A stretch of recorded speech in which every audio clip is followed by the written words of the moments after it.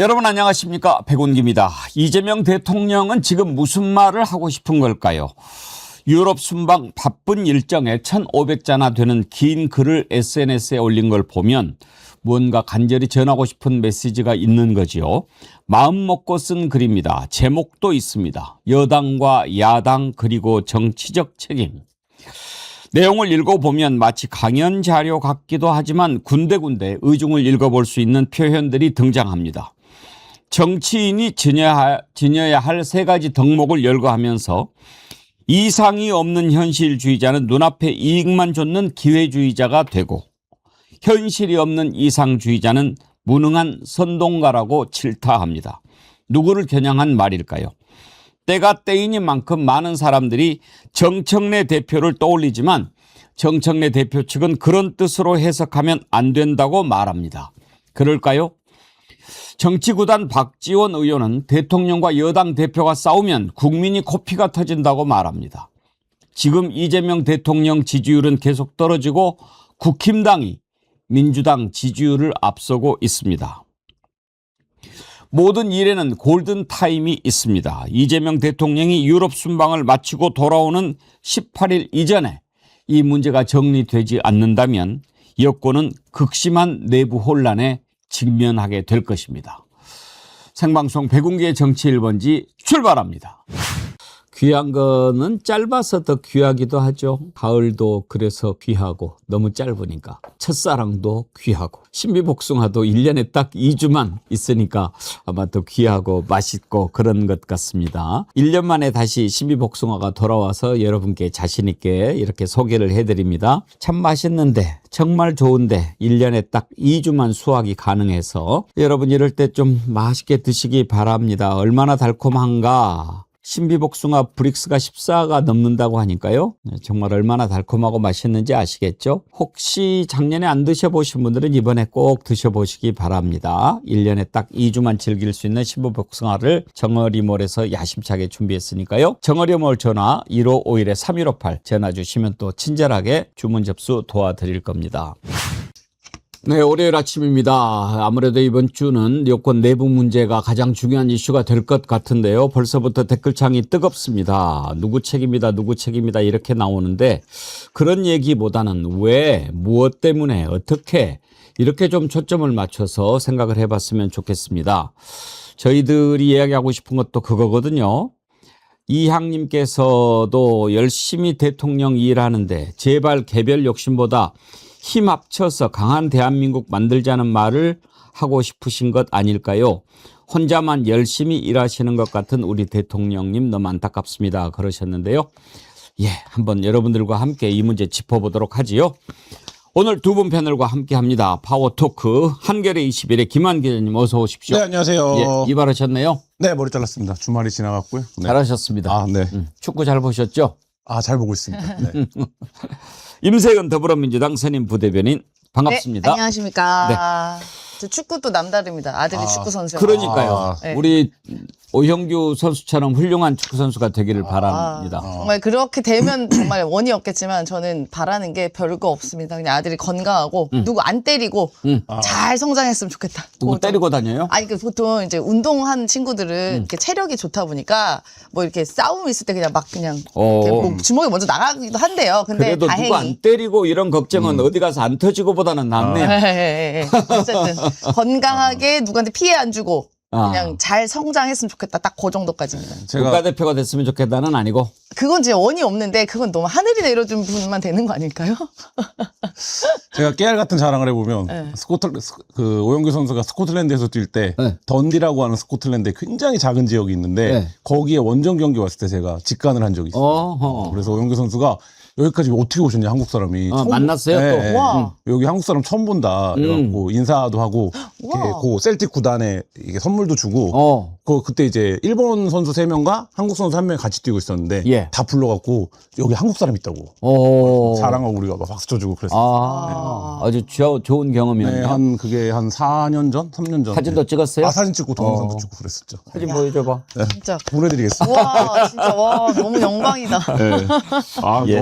너무 좋더라고요. 예. 이번에도 멕시코와 이제 네. 금요일 날 오전 10시에 있는데 참 좋은 경기 한번 기대를 해보겠습니다. 아무래도 홈 경기라서 우리가 네. 부담스러운 면은 있지만 그렇죠. 근데 멕시코가 이제 센터백 주장이자 이제 핵심 수비수가 이제 퇴장을 당했기 때문에 전력 면에서 이제 거기도 100% 전력 구성하기는 어려워져서 우리가 맞아, 뭐 맞아.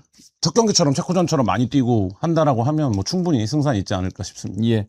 만약에 멕시코까지 잡으면 네, 이제 조 1위가 확실해지는 거고 그렇죠. 멕시코한테 지더라도 남아공전이 남아 있으니까. 예, 남아공전이 남아 있으니까 이제 32강 진출은 유력해 보이는데 네. 다 센 데만 남았다, 근데. 그런데 남아공은 우리보다 좀 약하다는 평가 아닌가요? 해볼 만하죠. 남아공이 제일 어쨌든 약한 팀으로 예. 평가를 받으니까. 근데 또 그런 얘기도 있습니다. 이제 멕시코하고 해봐야 되겠지만 조 1위도 좋지만 조 2위로 나가도 나쁘지 않다. 저희 왜냐하면 집 경기장 중학생이- LA라서. 저희 집 중학생이 매일 그것만 따지고 있거든요. 아. 근데 저희 집 이제 그 헤비 축구 팬인 중학생도 2위가 난 것 같다. 대진이. 오히려 그렇다고 하더라고요. 네. 2등이 훨씬 좋대요. 네. 뭐 훨씬은 아니겠지만 이제 상대 저쪽에서는 이제 유리팀하고 붙게 되니까 그렇지만 경기장이 일단 LA고 뭐 그러니까 좀 더 나을 수도 네, 있다. 네. 그런 얘기는 하더군요. 또 비가 많이 온다고 그래요, 멕시코에. 아달라라에. 네, 뭐 어쨌든 고지대 변수가 계속 있는 거고, 근데 우리가 뭐 첫 경기에서 보듯이 굉장히 적응을 잘하는 것처럼 보이고, 물론 뭐 멕시코보다 적응을 잘할 수는 없겠지만, 근데 이제 뭐 그런 면들이 있어서 기후나 이런 거에서 체력적으로 우리가 준비가 잘 돼 있는 것 같더라고요. 첫 경기 뛰는 거 보니까. 우리가 지난주 금요일 날 축구 끝나고 정치1번지 오후 1시에 했는데 안진걸 소장이 조기 축구를 열심히 한다고 그래서 불러가지고 축구 얘기 좀 하려고 그랬더니 하나도 모릅니다. 임세현 소장님보다 잘 모르는 것 같은데. 그냥 발만 동동거리고 다니시고요. 뭐 게임 룰도 잘 모르시던데요. 뭐 사는 척이야. 이번 주 금요일은 임세현 소장님을 모셔야 되겠네. 축구장 가서 축구 안 하고 이제 사람들 만나는 거 좋아하는 사람들 있습니다. 그러니까 이분의 목적은 축구 끝나고 술 한잔 하시는 거거든요. 관심이 없습니다. 네. 축구에. 잘못 부르셨어요. 그러네. 예. 좀 이번 주는 좀 고려를 좀 해봐야 될, 고민을 해봐야 될 것 네. 같습니다. 네.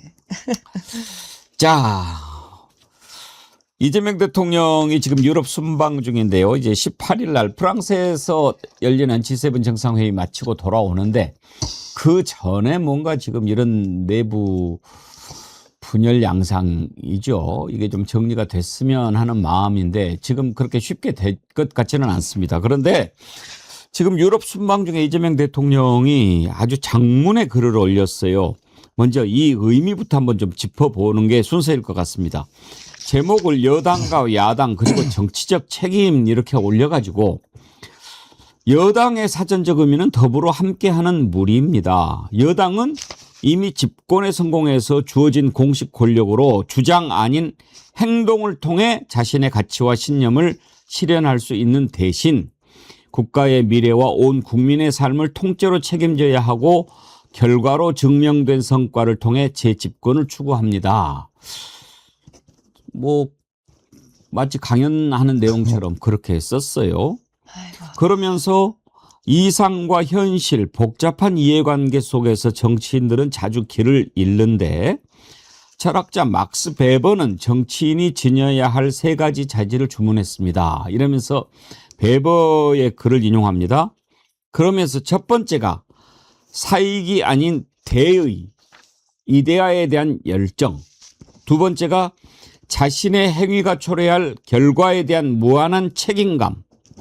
좋은 의도만 앞세우고 결과는 나 몰라라 하는 신념 윤리보다 결과를 예측하고 책임지는 책임 윤리가 정치인에게 더 중요하다고 합니다. 세 번째로 현실과 이상 간의 균형 감각. 서생의 문제의식과 상인의 현실 감각의 조화를 주창한 김대중 선생의 말씀도 같은 뜻이겠지요 라고 하면서 이상이 없는 현실주의자는 눈앞의 이익만 좇는 기회주의자가 되고 현실이 없는 이상주의자는 해결책 없이 편가르게 집중하는 무능한 선동가가 됩니다. 이렇게 썼습니다. 자, 이게 무슨 의미를 한 것일까 궁금한데 그 뒤로도 네. 아주 또 길게 썼습니다. 야당이 군대나 창과 가깝다면 여당은 농사와 그릇에 가깝다는 게 제 생각입니다. 그래서 집권 여당은 신념을 버리지는 않되 신념의 언어보다는 책임의 언어에 더 집중해야 합니다. 야당은 이상과 신념을 외치고 상대를 부정하며 투쟁에 매달릴 수 있지만 여당은 장애와 방해를 뚫고 국민의 먹고 사는 현실의 문제를 해결하며 결과로 증명해야 하는 책임이 있기 때문입니다. 끝으로 국민의 위임을 받아 이미 집권했다면 사익 아닌 공익을 향한 가장 뜨거운 열정으로 고민하되 가장 차가운 균형 감각으로 현실과 이상을 조화시키며 방해나 난관을 이겨내고 결과에 대해 무한 책임을 져야 합니다. 지금 당장 우리의 손에 이 나라의 운명과 5,200만 국민의 삶이 달려 있습니다. 더 크게, 더 넓게, 더 멀리 보며 더 많은 국민과 함께 갑시다. 무슨 생각으로 이재명 대통령이 이렇게 장문의 글을 올렸을까요? 얼핏 보면 상당히 이제 깊은 성찰을 하고 있는, 뭔가 한밤중에 이 나라를 어떻게 끌고 가야 하는가, 뭐 이런 생각에서, 그런 상념에서 썼다, 이렇게 생각할 수 있지만 지금 여러 가지 내부적으로 선거 결과 책임에 대한 얘기가 나오고 있는 상황 아닙니까? 그리고 지난번에 기자회견에서 이겨야 할 선거를 이기지 못했다, 이것은 이긴 선거가 아니다, 그렇게 이야기를 했고, 정청래 대표가 얘기하는 승리와는 다른 의견을 내놓은 상황에서 계속 지금 이런저런 얘기가 나오는 상황이라서 이재명 대통령의 이 글이 매우 의미가 있게 다가옵니다. 먼저 두 분 패널의 의견을 듣고 또 한 분 더 의견을 들어보도록 하겠습니다. 아마 이재명 대통령의 뜻을 누구보다도 잘 알 수 있는 분이지 않을까 싶은데요. 민주당의 김남국 의원을 전화로 연결해서 김남국 의원은 이재명 대통령의 이 글을 어떻게 해석하는지 한번 들어볼까 합니다. 자, 김한 기자님. 네. 무슨 뜻으로 이런 글을 썼을까요? 대통령도 어쨌든 정치인이기 때문에 본인이 정치를, 그러니까 예를 들면 대통령 이재명이 하는 정치의 노선을 밝힌 거라는 생각이 들어요. 그러니까 예를 들면 집권 여당에 포함된 정치인이기도 하지만 집권 여당을 어쨌든 리딩하는 정치인이기도 하잖아요. 그러니까 예를 들면 집권 1년 차가 지나고 그 1년 차 날 마침 선거가 있었는데 그 선거 결과에 대해서 평가를 달리했어요. 그 지도부와. 그 선거, 일단 이제 거기서 갈림길이 생겼고, 그러면 이게 결국엔 사람 이름을 놓고 하는 무슨 대립이 아니라 결국 정치적 결사체는 정치에 대한 노선을 두고 투쟁을 벌이는 거 아니겠습니까? 그리고 나의 노선에 대해 동의하는 사람이 더 많으면 내가 이제 그 당의 어떤 리더십을 발휘하는 거기 때문에 대통령 결국에는 본인의 노선은 이거다라는 입장을 밝힌 거고, 이게 이제 뭐 이게 만약에 수능 문제의 지문으로 나온다라고 하면 이거 누구한테 하는 얘기냐. 뭐 1번 정청래, 2번 여당 전체, 뭐 예를 들면 3번 정치권, 4번 미래야당, 뭐 이렇게 보기가 나온다고 하면 쉽게 정답을 고를 수 있죠. 그러니까 예를 들면 이거가 누구한테 하는지냐에 대한 얘기는 뭐 지금 여러 가지 상황이나 이거를 놓고 보면 답이 정해져 있는 문제고, 결국에 이제 정청래 대표와 정청래 대표를 지지하는 어떤 이제 말하자면 사람들에게 내 노선은 이거다, 뭐 이거를 이제 밝히는, 그리고 이제 그 노선을 밝히는 것 자체가 지금 이제 대한민국 대통령으로서 국정 운영의 방향을 밝히는 뭐 요거까지 포함된 행위를 그 입장을 대통령이 밝힌 거겠죠. 네. 예. 뭐 이런저런 해석이 있을 수는 있지만 분명히 지금 민주당을 향해서 던지는 얘기는 맞다, 이렇게 봐야 되지 않겠습니까? 임세현 소장님. 저는 저 대통령님의 SNS 보고 제가 너무 죄송했어요. 그리고 오죽하면 순방까지 가가지고 그 바쁜 일정에, 왜냐하면 제 순방 진짜 바쁘거든요. 정말 분 단위로 쪼개가지고 대통령 일정을 나눠놔요. 근데 그 바쁜 와중에 그 정신없고 그 외교 현장에서 저런 글을 올리셨다는 것에 저도 이제 민주당의 일원이고 당직자로서 너무 죄송했고, 오죽하면 저렇게 하셨을까라는 생각에 진짜 너무 마음이 착잡했습니다. 그래서 저도 이제 SNS에다 그런 말씀을 올리기도 했는데요.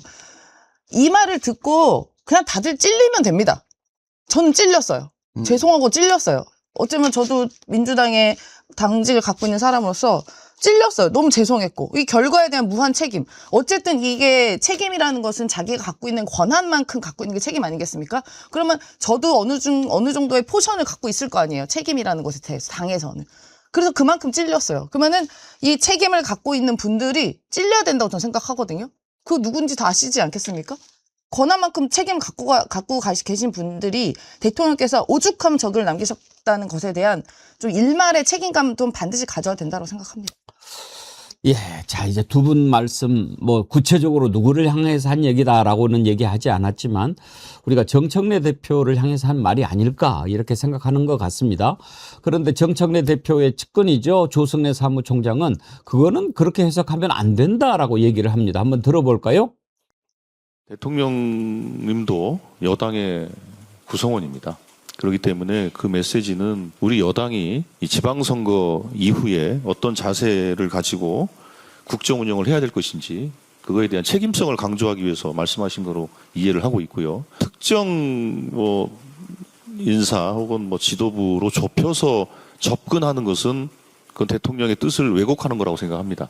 그런 식으로 대통령의 뜻을 곡해한다면 대통령을 다른 정치적 의도로 이용하는 것으로 밖에 달리 볼 수 없을 것 같은데요.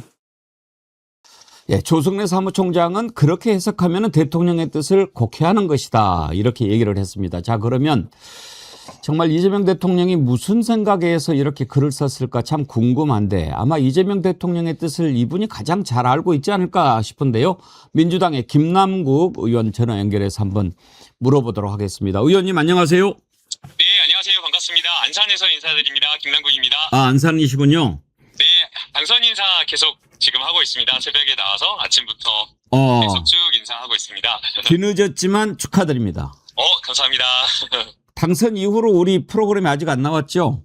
네, 지금 당선 이후로는 처음 인사드립니다. 네. 그러면은 이제 곧 한번 나오셔야죠. 우리 정의원들이 김 의원님 열심히 지원했는데. 네, 저도 정어리 TV 잘 보고 있고요. 지난주도 생방송 하나 챙겨봤었습니다. 그래요. 나오셔가지고 한번 네. 앞으로 어떻게 의정 활동할 건지 얘기 한번 들려주시고 오늘 전화 드린 것은 네, 이재명 대통령이 아주 긴 글을 올리셨어요. 네, 그래서 또 이재명 대통령과 함께 오랫동안 시간을 보냈고 국민소통비서관도 했고 네. 그러셨던 분이니까 좀 해석을 부탁드리려고. 일단 김 의원님은 이재명 대통령의 이 글 네. 무슨 뜻으로 쓰신 거라고 봅니까?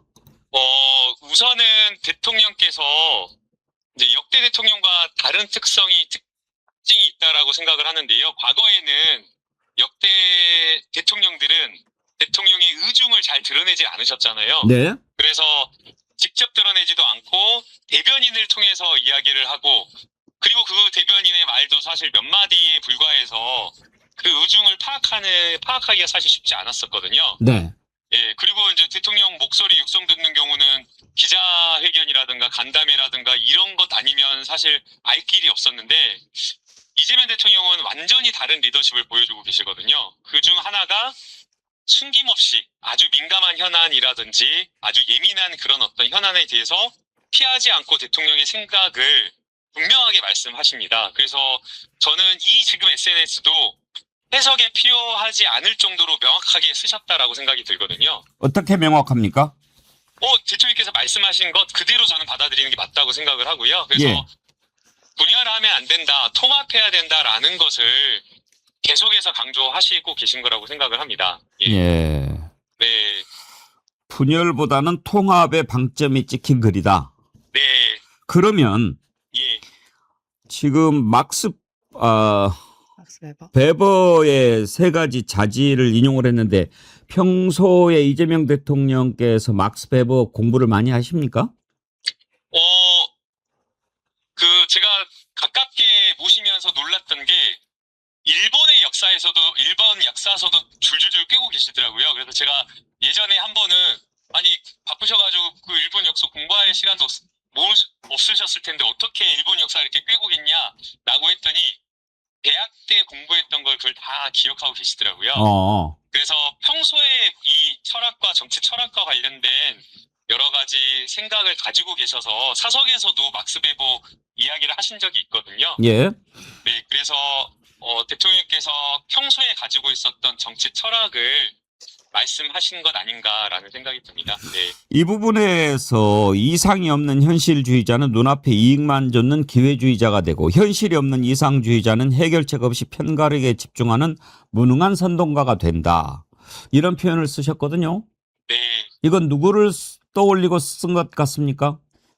누구를 이제 이걸 가지고 누구를 떠올리고 쓴 거다라고 하면 그 사람을 비판하고 타겟하고 그걸로 또 분쟁이 이루어지기 때문에 누구를 타겟했다라고 보기보다는 균형점을 찾는 것, 중용이 중요하다 그 말씀하신 것이 아닌가라는 생각이 듭니다.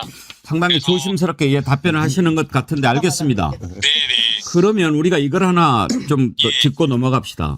네. 일단 김남국 의원님은 이번에 어려운 재보궐선거에서 당선이 되셨는데 네. 이번 선거 전체적으로 김 의원께서는 이겼다 졌다 어떻게 평가합니까? 이거를 이제 저희가 형식적으로 보면 광역자치단체장에서 12석을 이겼으니까 형식적으로는 이긴 것 아니냐라고 이렇게 보면 안 된다고 저는 생각을 하는데요. 대통령께서 말씀하신 것처럼 이겨야 될 곳을 졌잖아요. 그리고 단순히 이겨야 될 곳이 아니라 상징성이 큰 곳, 반드시 이겨야 될 곳이기 때문에 저는 그런 부분에서 졌기 때문에 이것을 이겼다라고 이렇게 생각하면 저는 안 된다고 생각을 하고 오히려 더 무거운 마음으로 겸손하게 이 선거 결과를 받아들이는 것이 중요하다라고 생각을 합니다. 이겼다고 생각하면 안 된다. 그 말씀은 정청래 대표가 선거 끝나고 이겼다라고 한 것에 대해서 동의하지 않는다 이렇게 아니, 받아들이면 됩니까? 또 이제 그렇게 말하면 안 되고요. 당 입장으로서는 또 정무적으로 그렇게 메시지를 낼 수밖에 없었다라는 그 사정도 알거든요. 예. 왜냐하면 당 입장에서 패배한 선거다라고 규정하면 그 순간 또 그걸로 비판을 우리 당만 공격하는 것이 아니라 정부, 대통령에 대한 패배, 대통령에 대한 책임까지로 넘어가기 때문에 당으로서는 당연히 이 선거에 대한 선거 결과에 대한 평가를 패배라고 규정을 할 수 없는 그런 정무적인 이유가 있었을 거로 생각이 됩니다. 그러면 이제 전당대회를 앞두고 네, 졌다고 생각하면 책임을 져야 되는 거 아니냐 이런 얘기가 나오지 않습니까? 네. 그 의견에 대해서는 어떻게 생각하십니까? 그래서 이제 저는 그걸 누구에 대한 어떤 책임을 묻고 공격하는 그렇게 가버리면 결국에는 전당대회를 앞두고 분란과 분쟁의 갈등의 씨앗이 돼버리기 때문에 저는 그렇게 해서는 안 된다고 생각을 하고요. 그래서 저는 통합과 미래를 이해가는 게 중요하다고 생각합니다. 이 전당대회가 너 지난번 선거를 놓고 네가 잘했지 누가 잘못했지 니탓 내탓 이렇게 공방을 벌이면 전당대회 자체가 완전히 갈등의 전당대회가 돼버리니까 오히려 저희가 해야 될 거는 앞으로 민주당이 해야 될 일 그리고 미래를 위해서 어떻게 혁신하고 변화할지 이것 이야기하는 게 더 중요하다고 보고요. 이번에 선거 내용적으로 보게 되면 2030이 굉장히 민주당의 지지를 등을 돌리거나 지지를 조금 약하게 하는 지역들이 있었잖아요.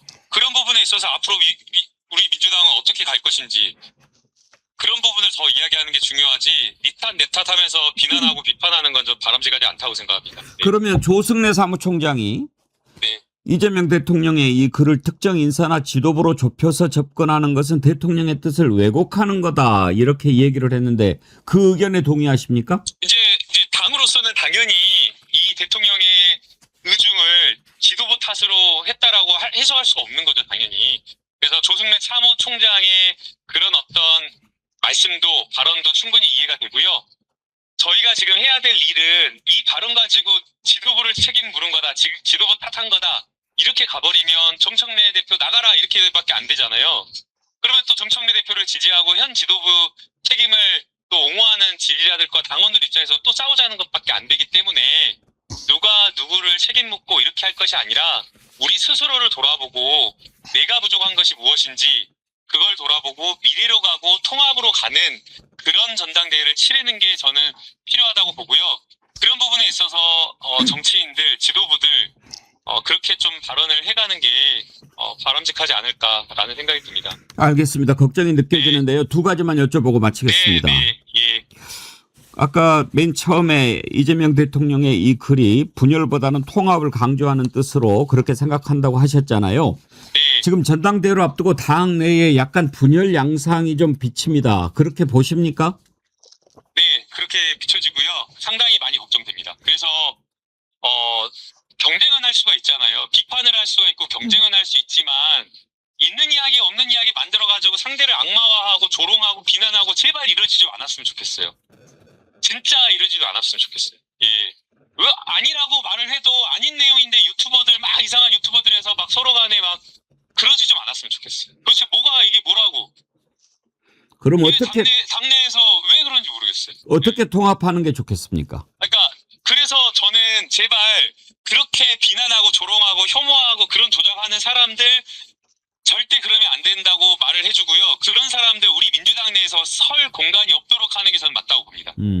서로 양쪽 다 아니라고 말을 해줘도 계속 그 아니라고 말을 해줘도 도대체 왜 그런지 모르겠어요. 네. 어떤 걸 아니라고 얘기했습니까? 아니 다 뭐 양쪽 다입니다. 서로 양쪽 다. 그래서 저는 양쪽에 다 비판을 받을지 모르겠는데요. 제발 아닌 거 그런 것들 좀 조롱하고 서로 비난하고 막 혐오하고 이런 것 좀 악마화하고 막 이거 안 했으면 좋겠습니다. 알겠습니다. 그래서 저는 정어리 의원들이 정말 위대하다고 생각한 게요. 많은 유튜버들 제가 출연하면 뭐 아주 엄청나게 댓글이 올라오는데 그래도 우리 정어리 의원들은 댓글이 진짜 정말 대단하시더라고요. 네. 끝으로 네. 이재명 대통령 지지율이 계속 떨어지고 있습니다. 지금 리얼미터 같은 경우에 보면은 51.5%가 나왔는데 지난번에 비해서 상당히 많이 떨어진 거고 심지어 민주당이 38, 국힘당이 44.3 이렇게 역전까지 된 여론조사가 나왔는데 예. 왜 이렇게 됐다고 보십니까? 네, 우선은 이제 뭐 저도 평론가가 아니라 이제 국회의원으로 민주당의 구성원으로서 있기 때문에 지지율이 떨어진 것에 대해서 큰 책임감을 느끼고 죄송하다라는 말씀 먼저 드리고 싶고요. 이제 여론조사 떨어진 이유는 2030 세대에서 이번 선거 부정선거, 부실선거 이 부분에 대해서 투표용지 부족 사태에 대해서 사실 선관위가 독립된 헌법기관이어서 선관위 책임인데도 불구하고 국민들이 느끼기에는 정부에 대한 책임 그 신뢰 문제로 같이 함께 투영해서 보는 측면이 있는 것 같습니다. 그래서 그 부분이 상당한 영향을 미쳤다고 보고요. 그 다음에 두 번째로 또 큰 영향을 미쳤던 것이 지금 당내에 우리 민주당 내의 그 갈등과 분란이 또 지지율 하락에 영향을 미쳤다라고 생각이 됩니다.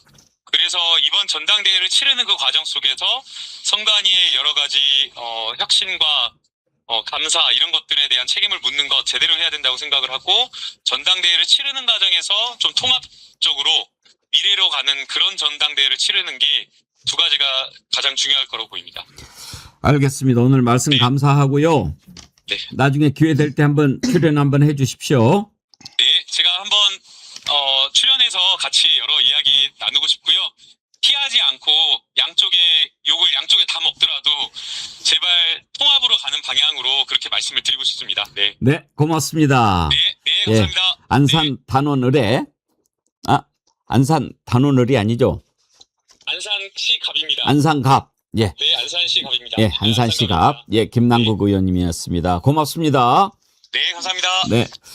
아무래도 이제 현직 국회의원이니까. 아니 김남국 의원다운 답변을 했어요. 내가 인터뷰를 왜 했는지 모르겠어요. 아니 요렇게 말할 것 같았어요. 김남국 얘기할 때는 딱 요렇게 얘기할 것 같은데 정말 그대로 얘기하시네요. 이렇게 저렇게 피하시다가 마지막에 피하지 않고 다 얘기하겠다고. 통합해서 양쪽에 다 먹겠다고. 네.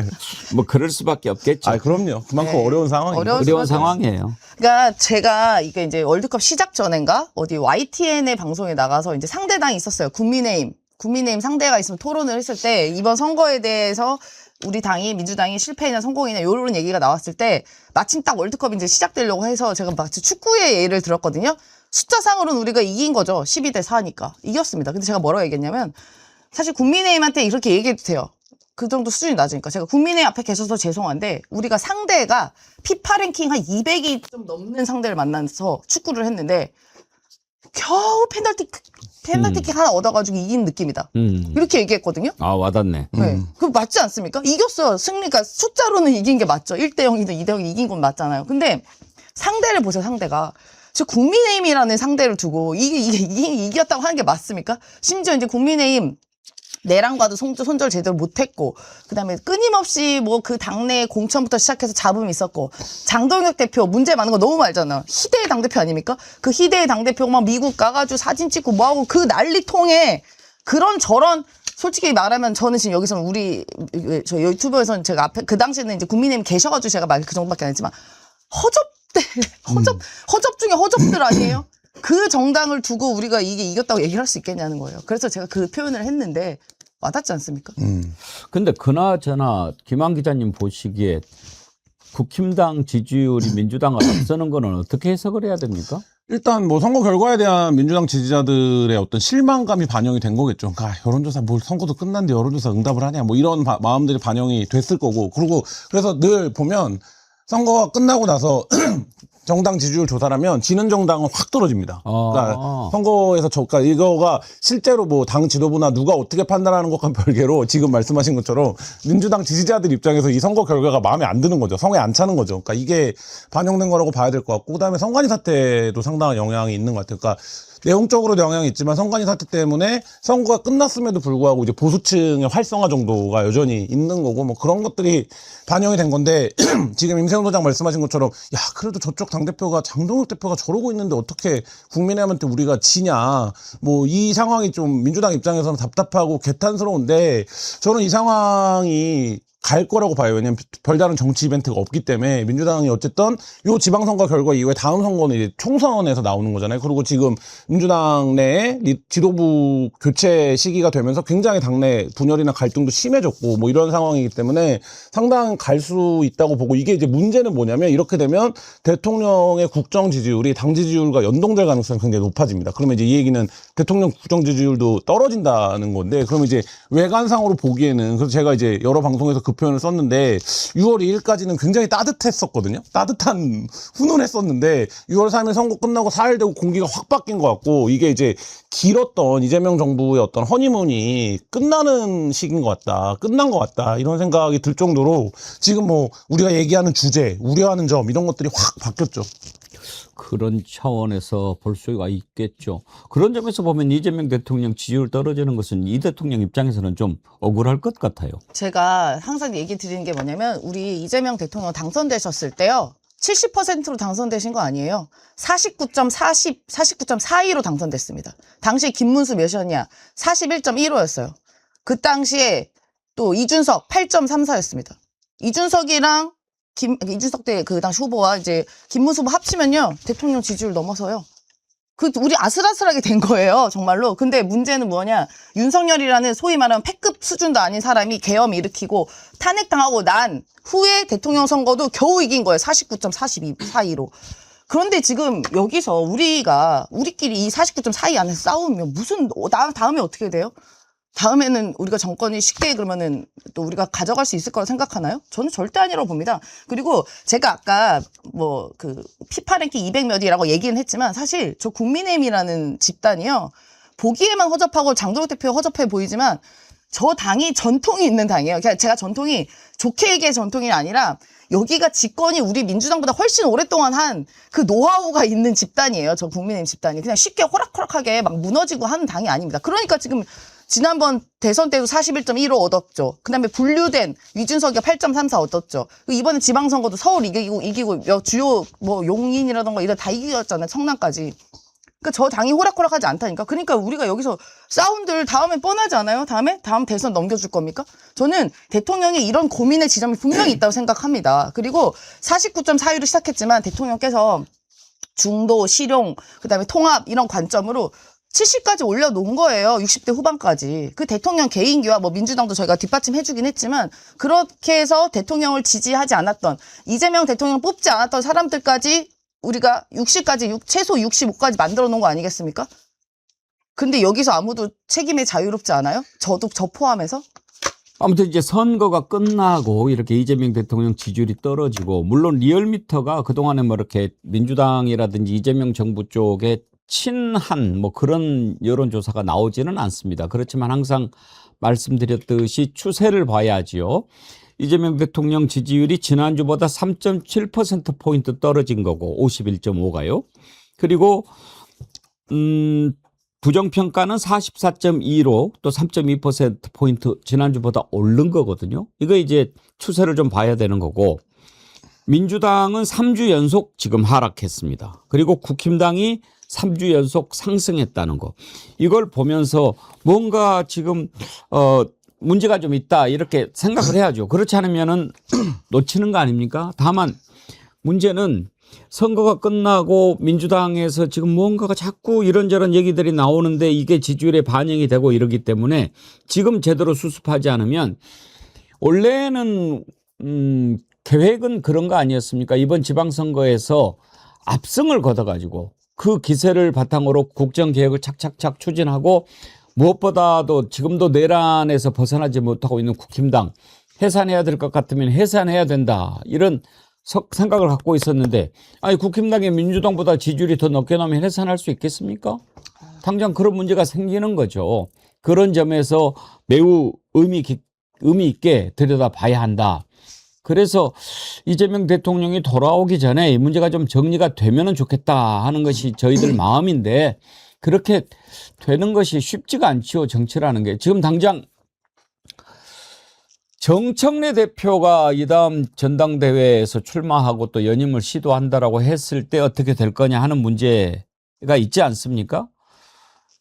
김민석 총리가 지금 당에 돌아와서 대표를 맡고 싶다는 것을 공공연하게 지금 드러내고 있는데 아예 지금 이 문제를 가지고 이거 김민석을 조져야 되겠구만 이런 마음까지 먹는 것 같이 보이면 이게 이제 다른 곳으로 가지요. 조승래 사무총장이 김민석 총리를 아주 콕 집어서 너도 선거에 책임이 있어 이렇게 얘기를 하는 것 같이 들려요. 한번 들어보십시오. 지방선거 한참 진행 중인데 그만두고 뭐 당권 도전한다. 총리 그만두고. 이런 게 선거에 어떤 영향을 줬겠습니까? 근데 이 기사에 대해서는 그 당사자들이 부인을 안 했기 때문에 그건 뭐 사실로 받아들인 거 아닙니까? 근데 그게 과연 적절했을까요?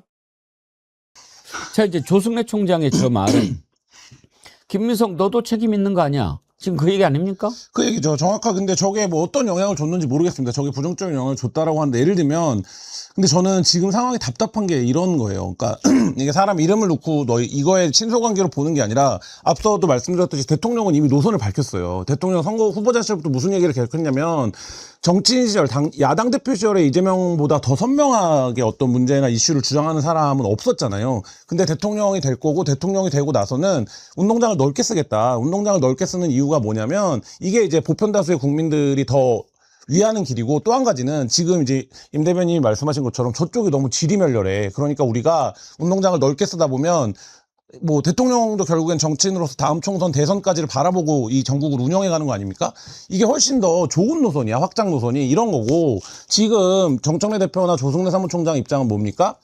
민주진보 무슨 소리예요? 민주진보 연합이 더 중요한 거예요. 우리 집토끼들이 다져지지 않으면 힘들어져요. 그러니까 이 민주진보 연합을 더 다지고 이 중도 확장이라든지 이런 문제는 우리가 가지고 있는 강한 힘, 그 다음에 정책 이걸로 견인을 하는 거예요. 이게 이제 노선인 거잖아요. 그러니까 저는 민주당에서 지금 160명 넘는 의원들 사이에서 단일한 노선으로 갈 수는 없다라고 생각해요. 그러면 저는 이 두 개의 큰 노선이 있으면 이 노선에 따라서 여러 가지 세부적인 정책적인 과제들이나 목표들을 우리 입장은 그래서 이거예요라고 얘기할 수 있다고 생각해요. 근데 대통령이 기자회견에서 밝혔듯이 이겨야 될 곳을 졌다는 건 뭡니까? 민주진보연합이 중요하다고 말하면서 왜 정작 어떤 지역은 정리를 못했냐? 왜 못했냐? 이런 부분들인 거고. 그리고 이게 중요한 만큼 이거가 병립할 수 있는 가치인데 왜 확장한 후보에 대해서는 캠페인 잘 안 된 거냐? 이 부분을 대통령이 직접적으로 얘기를 뭐 명시하진 않았지만 한 거잖아요. 그러면 저는 그 부분을 받아들여서 그거에 대한 노선 경쟁을 벌이면 되는데 지금 이 문제를 자꾸만 어떤 특정 정치인을 중심으로 한 그리고 많은 국민들 머릿속에 이게 왜 염증이 나고 결국엔 권력 투쟁에 들어갔구나라고 받아들여지냐면 지금 대다수의 국민들은 정청래 대표와 예를 들면 김민석 총리가 어떤 차이가 있는지를 민주당원들이 알고 있습니까? 그러니까 예를 들면 둘 사이에 본질적으로 무슨 차이가 있는지를 알아요? 그게 아니라 친소관계로만 자꾸 얘기가 좁아져요. 이게 이렇게 되면 사람들이 그 정당의 바깥에 있는 사람들 그리고 정당에서 나는 그래도 민주당의 가치나 지향을 좋아해서 민주당 당원인 사람들이 보기에는 이게 본질적인 게 아니라 서로 권력 투쟁만 한다. 이런 인상만 남기는데 사무총장이 나서서 직접적으로 그 얘기를 해버리면 이게 그러니까 불에 기름을 껴안는 꼴이 되는 건데, 그러니까 저거를 절제하고 자제하고 해야 되는데 지금 이제 그런 상황이 아닌 걸로 치달아가고 있다. 이런 느낌입니다. 예. 아무튼 이제 선거는 어찌됐든 대립이고 경쟁이기 때문에 뭔가 소리가 안 날 수는 없지만 지금 상황이 이재명 대통령이 이제 1년을 강 넘겼고 이제 전당대회가 다가오는데 자꾸 이런 문제들이 불거지면서 분열 양상이 되면은 대통령 일을 해나가는데 어렵죠. 저는 지금 이 시기에서 이게 나오는 것 가운데 가장 큰 아쉬움이 뭐냐면 이번에 이재명 대통령 유럽 순방이 상당히 의미가 있는 순방이거든요. 간 나라마다 그리고 또 거기에서 했던 일들 G7도 G7이지만 그런 성과들이 전혀 다뤄지질 않아요. 언론에서. 그렇죠. 이재명 대통령이 밖에 나가서 그렇게 열심히 하는데 지금 가장 큰 뉴스가 이재명 대통령이 가서 뭐를 했다. 무슨 성과를 거뒀다는 아니고 우리도 지금 그걸 다룰 수밖에 없지만 이런 글을 올렸는데 이 글에 대해서 뭐가 어떻다. 이렇게 나오는 거예요.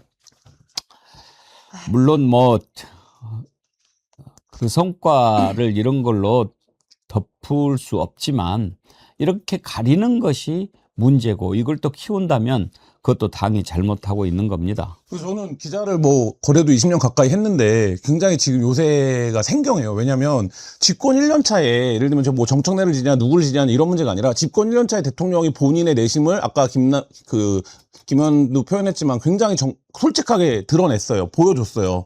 그래서 만약에 근데 그거에 반하는 결정을 당이 해요.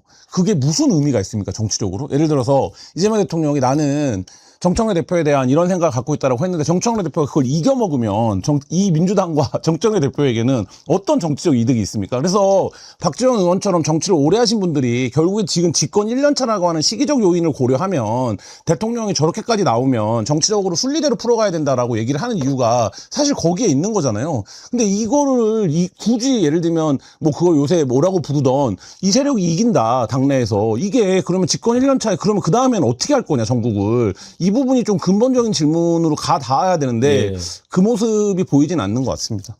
아, 진짜 너무 저도 요새 제가 이제 2012년부터 이제 민주당에서 활동하면서 희노애락을 진짜 다 겪었어요. 당이 한 번씩 분열될 때도 있었고 안철수랑 합당도 했다가 또 깨졌다가 뭐 난리 있었던 희노애락을 함께 다 겪었는데 요즘 같은 힘들 때가 없는 것 같아요, 진짜로.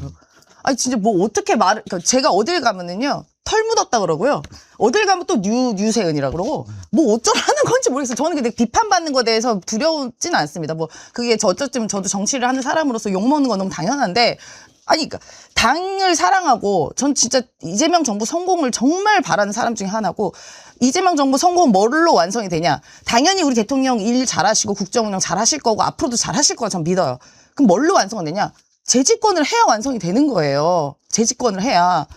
만약에 정권 뺏기면요 이재명 정부 성공했다고 아무도 얘기 안 할 겁니다. 이재명 정부 성공을 떠나서 정권 뺏기면 다 윤석열이 끝나요. 나와요. 네, 윤석열 나와요. 감옥에서 나옵니다. 아까 속상하다고 말씀하셨는데 제가 또 속상한 것도 하나 있습니다. 여러분들도 잘 아시다시피 우리 정어리 이 댓글마당 제가 참 자랑스러워하고 좋아하지 않습니까? 요즘에 이상해졌어요. 막 이렇게 저렇게 얘기 나오는데 이런 거 보면은 속도 상하고 마음도 아프고 그러는데 아까 어떤 양반은 이 채널도 뉴바기 채널이냐 그러던데 뉴바기가 뭐예요?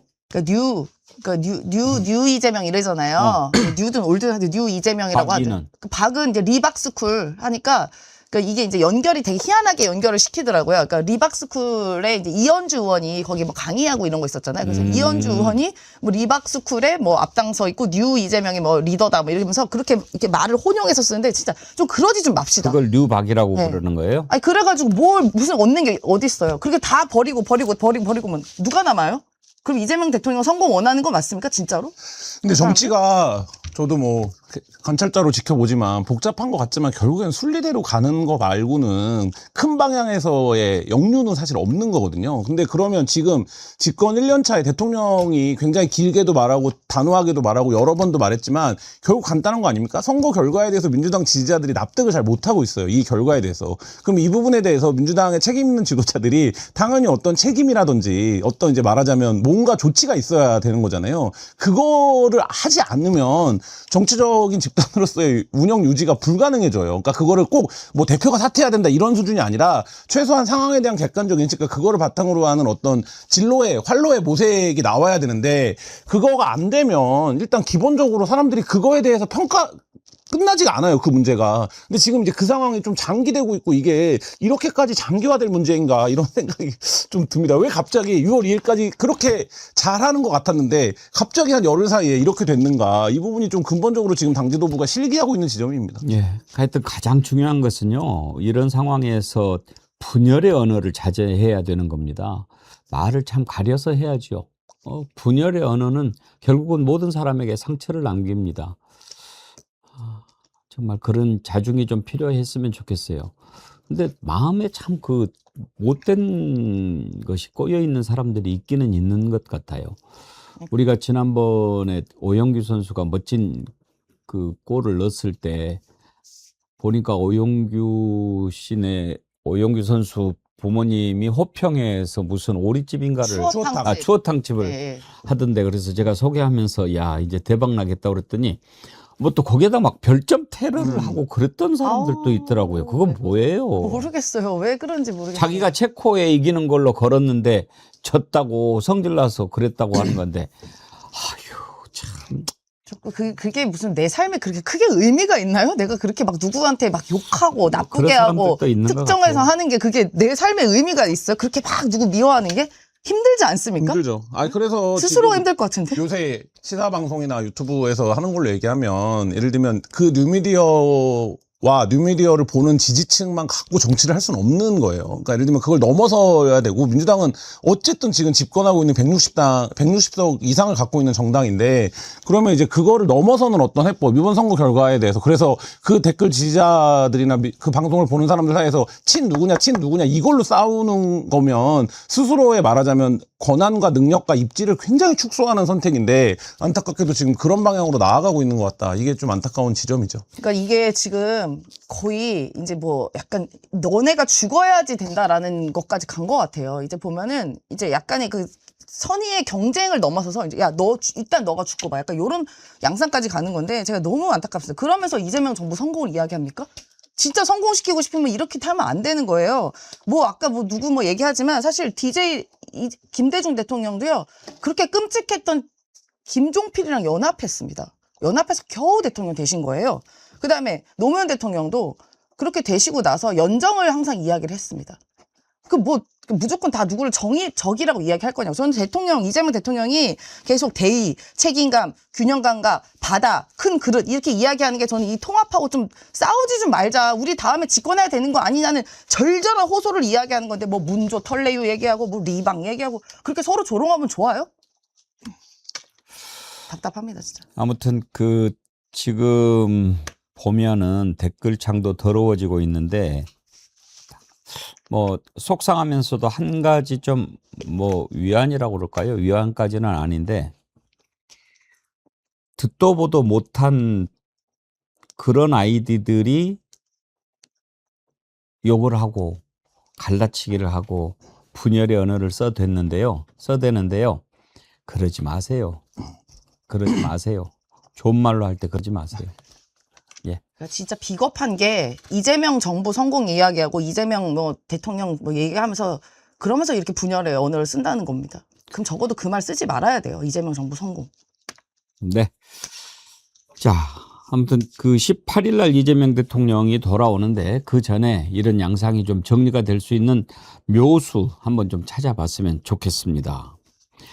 국힘당도 뭐 사실은 이번 선거 끝나면은 민주당보다는 국힘당이 좀 난리가 났어야 그러니까 정상 아닌가요? 그런데 뭐 저렇게 또 버티는 데는 방법이 또 없는 것 같기도 그렇죠. 하고 장동혁이 계속 저렇게 버티니까 이제 양향자 최고도 지금 최고위원 하고 있나요? 하고 있죠. 예.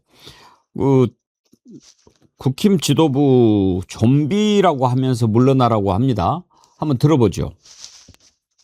아마 대다수 국민들과 지지자들이 이번 선거 결과를 보고 지도부 모두가 물러날 것이라고 생각했을 겁니다. 당 지도부의 역할은 결과를 책임지는 데 있습니다. 이에 저는 지도부 총사퇴를 제안합니다. 지금 우리 국민의힘 지도부는 좀비 지도부로 불립니다. 후임 지도부가 이를 바로잡고 당을 이끌 수 있도록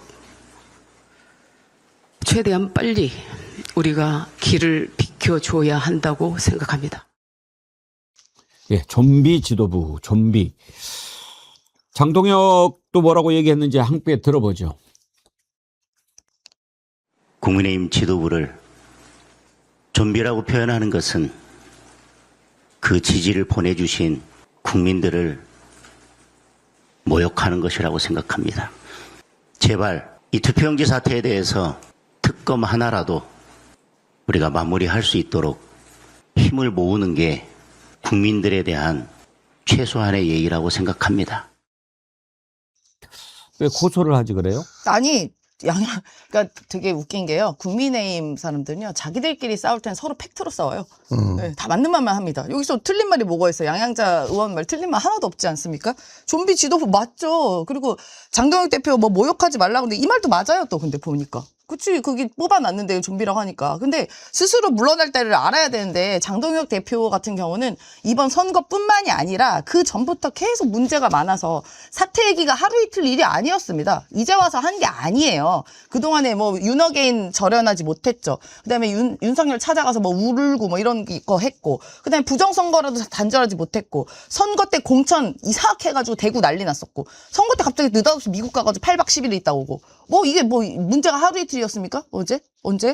이 선거 때문이 아니라 이미 장동혁 대표는 식물 대표였고 뭐 좀비 맞죠. 그러니까 물러나야죠. 왜 당을 망치고 있습니까? 남의 당이긴 하지만. 네. 좀비라고 비유를 하면 좀비의 문제는 근데 죽일 수 있는 방법이 없다는 거예요. 안 죽어. 안 죽어요, 좀비는. 저 상태로 가는 거고, 지금 장동훈 대표 입장에서는 6월 3일 날 오후에 갑자기 하늘에서 동아줄이 내려온 거죠. 그러니까 본인이 6월 4일 날 아침에 두 개의 결정적인 사건 때문에 버티고 있다고 보는데, 첫 번째는 6월 3일 날 투표용지가 부족해진 사태가 발생한 거고, 이건 뭐 아무도 예상하지 못했던 뭐 천재지변 같은 일이 일어난 거고, 또 하나는 정말 아무도 예상하지 못했던 서울에서 승리를 한 거죠. 그러니까 이 부분이 두 개가, 그러니까 예를 들면 지금 민주당이, 우리가 방송에서도 이렇게 길게 민주당을 얘기해야 되는 이유가 이 선거 결과가 민주당에게 흡족하지 않기 때문이잖아요. 그럼 반대로 얘기하면 뭡니까? 장동훈 지도부는 야, 우리가 선거를 더 어렵게 된다며. 근데 우리가 어쨌든 서울을 이겼잖아. 이 얘기를 할 수 있는 상황인 거고, 거기다가 지금 선관위 투표용지 부족 사태에 대해서 국정조사 특검이다 이렇게 가고 있는 거 아닙니까? 그러니까 이제 그 부분을 동력 삼아서 본인이 버텨야겠다는 얘기를 오늘도 한 거고, 그 다음에 거기에 지금 어쨌든 뭐 부실 선거냐 부정 선거냐 뭐 음모론이냐 여러 가지 얘기들이 있지만, 장동 대표 입장에서는 그거를 지지하는, 그게 문제가 있다라고 지지하는 세력이 곧 나를 지지한다라고 치안에서 설명할 수 있는 조건은 지금 갖춰져 있는 거기 때문에 저는 갈 거고, 그리고 사실 국민의힘이 굉장히 지리멸렬해 보이고 하지만 국민의힘의 주류라고 할 수 있는 TK 지역 의원들은 장동혁 대표가 올림픽공원에 가서 춤을 추던, 올림픽공원에 가서 노래를 부르던 본인이 당선되는 것과 별로 상관이 없다라고 지금 생각을 하는 국면이에요. 그러니까 제가 볼 때는 장동혁 대표를 둘러싸고 저렇게 지지부진하고 지리멸렬한 관계가 갈 거다. 그리고 양양자 최고위원도 저 얘기를 할 것 같았으면, 지금 저기 최고위원 중에 광역단위 출마했던 분이 두 분이 있어요. 그러면 뭐 대안과 미래라고 불리는 국민의힘 소장파들이던 뭐 어쨌든 다른 지도체제를 꿈꾸는 사람들이면 선거 출마하는 사람들은 최고위원 사퇴하고 출마하셔야 됩니다. 그래서 최고위원을 뭔가 저 최고위원회를 흔들어 놨어야 되는데, 지금 그런 과정 하나도 없이 본인들도 우재준 최고위원도 그렇고 양양자 최고위원도 그렇고 나는 사퇴 아직 안 하는데 우리 다 같이 사퇴하자, 이 얘기를 하는 건 정치적으로 힘이 실리지 않는다. 장동혁 최대는 갈 거다. 장동혁 대표 입장에서는 이번 선거 실패한 선거 아니에요. 재보궐만 해도 보세요. 4석을 얻었어요. 4석. 그 다 우리 당, 민주당에 있는 4석. 북구, 부산 북구, 북구는 한동훈이지만 어쨌든 청양, 울산, 평택 다 국민의힘이 얻었으니까 자기가 왜 졌다고 생각하겠어요. 나갈 이유가 없는 거죠. 저희 입장에서는. 근데 이 와중에 나경원은 왜 그래요? 나경원 원래 제정신 아니지 않습니까? 언제 그분이 제대로 된 얘기 한 적 있어요? 저는 어제 이번 주말에 올림픽공원에 온 의원들이 이른바 이제 말하자면 장동혁 개예요. 그러니까 무슨냐면 장동혁으로 대변되는 개파가 생긴 거예요. 이 개파는 뭐냐면, 처음에는 열혈 윤 어게인이라고 불렀는데 이제 윤 어게인 얘기를 안 해도 돼요. 선관위 투표용지 부족 사태가 나서. 그래서 이들은 이제 선관위의 책임을 묻는 사람들, 뭐 나경원 의원, 주진우 의원, 그다음에 거기 왔던 이진숙 의원, 그다음에 울산 뭐 김태규 의원, 장동혁 의원, 이렇게가 지금 하나의 개파처럼 이 문제를 제기하고 있기 때문에, 저는 장동혁 대표가 이번 선거가 지나면서 뜻밖에도 비빌 언덕들이 좀 생겼다. 그렇기 때문에 더 물러나지 않을 거다, 이런 생각이 듭니다. 운도 좋아, 진짜. 장동혁 대표 운도 좋아. 근데 정말 나경원은 서울시장 선거를 다시 했으면 좋겠다고 생각하나 봐요. 막 계속 몰아붙이잖아요. 네. 나 같으면 받아들인다 이렇게 얘기하면서. 그러니까 저희가 서울시 선거의 패배가 진짜 가장 뼈아프잖아요. 그러니까 저희조차도 그 재투표, 재선거 얘기를 안 하고 있습니다. 그리고 심지어 저희는 패배를 빨리 인정을 했어요. 그런데 같은 당에 있는 자당의 후보가 당선이 됐어. 근데 재선거를 또 하자 그래요. 이건 또 무슨 어떻게 해석을 해야 되는지 좀 알 길이 없고 그냥 여기야말로 정말 친분 관계로 무언가의 정치적 결단과 판단을 하는 것 같다라는 생각이 듭니다. 말도 안 되는 네, 말도 안 주장인 걸 본인들도 알 거예요. 왜냐면 장동건, 나경원 다 판사 출신이에요. 그러니까 재선거라는 건 선관위가 결정할 수도 없어요. 법원이 결정할 수밖에 없는 거고 알 거예요. 그러면 나경원 판사 출신 정치인 나경원, 장동혁이 해야 될 일은 뭡니까? 본인들이 정말 이게 정치적으로 이렇게 해야 된다고 생각하면 오세훈 시장하고 통화가 돼야 돼요. 그렇지. 오세훈 시장을 설득해야 돼. 근데 지금 오세훈 시장 측은 아예 이 문제에 대응을 안 하고 누가 나서고 있습니까? 초선인 김재섭 의원이 나서서 이 말하자면 당대표와 당내 핵심적인 중진 의원을 어르고 달래고 있어요. 그렇게 하지 마시라고. 이게 말도 안 되는 지금 풍경인데 그럼에도 불구하고 뭐 어떻습니까? 장동혁 대표 버티는데. 지금 이렇게 막 시끄럽고 난리가 나고 좀비인이 자기들끼리 치고받고 싸워도 지지율이 올라가니까 이건 또 어떻게 풀어야 될지 참 그것도 저는 코미디인 것 같아요. 저희가 많이 반성을 해야죠. 저희 민주당에서 잘못한 빨리 거니까. 주도권을 잡는 네. 모습을 보여주고 정리하는 모습을 보여주지 않으면 아주 이상해질 것 같아요. 지금 당장 우리는 국힘당 해산까지 기대를 했는데 이제 하반기 원 구성이 다가오지 않습니까? 저는 진작에 책임지는 모습을 보이기 위해서 하반기에는 상임위원장 다 민주당이 가져와가지고 책임 있게 한번 했으면 좋겠다. 그렇게 생각을 했는데 지금 오히려 국힘당은 기존 것보다 더 내놓으라고 그러지 않아요? 반 달라고 하고 있습니다. 반. 예. 반 내놓으라고 하고 있고 특히 법사위를 일단 본인들이 가져가겠다고 하고 있는데 뭐 일단 원내대표는 뭐 일고의 가치도 없다고 이제 이야기를 했어요. 그거는 협상 대상도 아니다. 법사위는 이렇게 이야기했기 때문에 뭐 이 부분은 아마 원내대표의 아마 권한이 제일 크기 때문에 그 부분은 말씀하신 만큼 법사위만큼 저희가 절대 양보 안 할 거라고 보고 그러니까 국민의힘이 무리한 요구를 하고 있는 게 이게 원 구성이라는 게 결국은 우리 국민들의 민의가 들어가야 되는 거잖아요. 그러면 2024년에 총선 때, 당시 윤석열 정권 때긴 하지만 그 당시에 민주당에다가 지지를 보내주신, 압도적 지지를 보내주신 이유가 다 있을 거 아닙니까? 국민께서. 그럼 그 비율대로 원래 권구성 하는 거예요. 그대로. 근데 무슨 반을 요구합니까? 본인들이 반 의석 가져가셨던가? 못했잖아요. 국민들이 심판을 해주신 거 아닙니까? 민주당 주도로 의회 구성하라고. 그럼 그대로 민의를 받드는 게 맞지. 그 민의를 왜곡하라는 거예요? 어떻게 하라는 거예요 도대체? 이해가 할 수가 없습니다. 그리고 민주당도 이제 어쨌든 2년을 선거 없이 보내야 되는데 하반기에 그거를 해야 돼요. 그러니까 장동혁이라고 하는 정치인은 어쨌든 현직 당대표인데 저렇게 예외적인 인간인 것처럼 뭐 조롱하고 비난하고 이럴 수 있습니다만 예외적인 인간으로 취급하는 게 맞는가. 그러면 이제 원내 전략은 어떻게 가져가야 되는가. 이런 부분들에 대해서 빨리 전략을 정비를 해야 되는 상황이죠. 그렇지 않으면 예를 들면 지금 말씀하신 대로 의석수의 차이와 그다음에 저들이 하는 말도 안 되는 주장이 공론장에서 지나치게 통용되는 것과 이런 문제들을 유령처럼 놓고 지금 싸워야 되는 이런 상황이기 때문에 빨리 원내 전략도 재정비가 필요해 보입니다. 예, 오늘 여야를 좀 들여다봤는데 하여튼지 선거 끝나고 선거 전보다 더 막 시끄러웠고 뭐 이런 상황이 벌어지고 있습니다.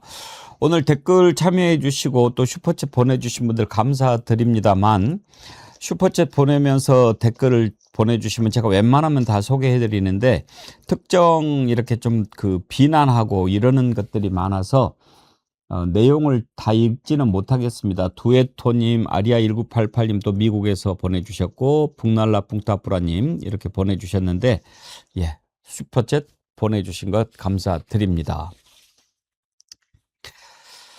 1부는 여기까지 하고 2부에서는 역사학자 백이성 역사 독립군 모시고 한번 이번 선거의 의미 여러 가지 지금 다룰 수 있는데 한번 짚어보도록 하고요.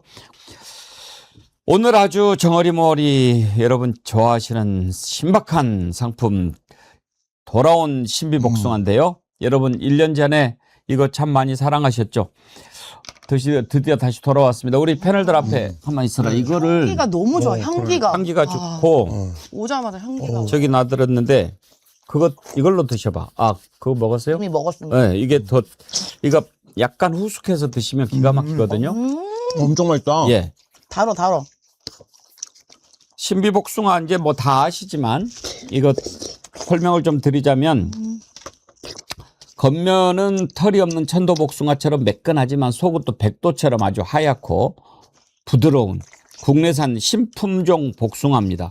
크기도 딱 천도복숭아 크기인데 과육이 아주 백도같이 신비하죠. 근데 이게 너무 맛있는데 너무 맛있다. 아쉬운 게 2주밖에 수확이 안 돼요. 그러니까 작년에 맛있게 드셨던 분들은 주문하셔가지고 꼭 드시기 바랍니다. 제가 이거 봐, 막 즙이 막 나오는데 정말 달죠. 이거 향기를 맡아봐야 돼 진짜. 그러니까 너무 맛있고.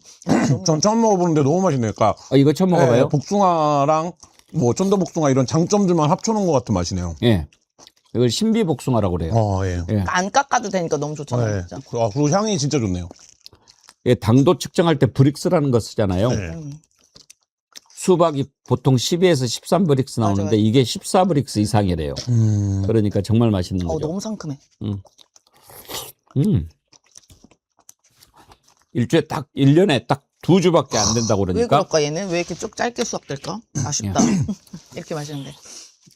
아유, 또 이것도 맛있는 애들이 원래 좀 예민한 예민해가지고 과일들이 있죠. 요 때만 딱 이렇게 나오는. 짧게. 네. 그러니까요. 그래서 신비하죠. 네. 예. 여러분, 신비복숭아 맛있게 드시기 바랍니다. 전화번호 알려드릴까요? 1551에 3158입니다. 예. 1551에 3158. 신비복숭아 맛있게 드시기 바랍니다. 일부 함께해 주신 임세은 더불어민주당 선임 부대변인님, 김한 한겨레 21 기자님 수고하셨습니다. 네, 감사합니다. 고맙습니다.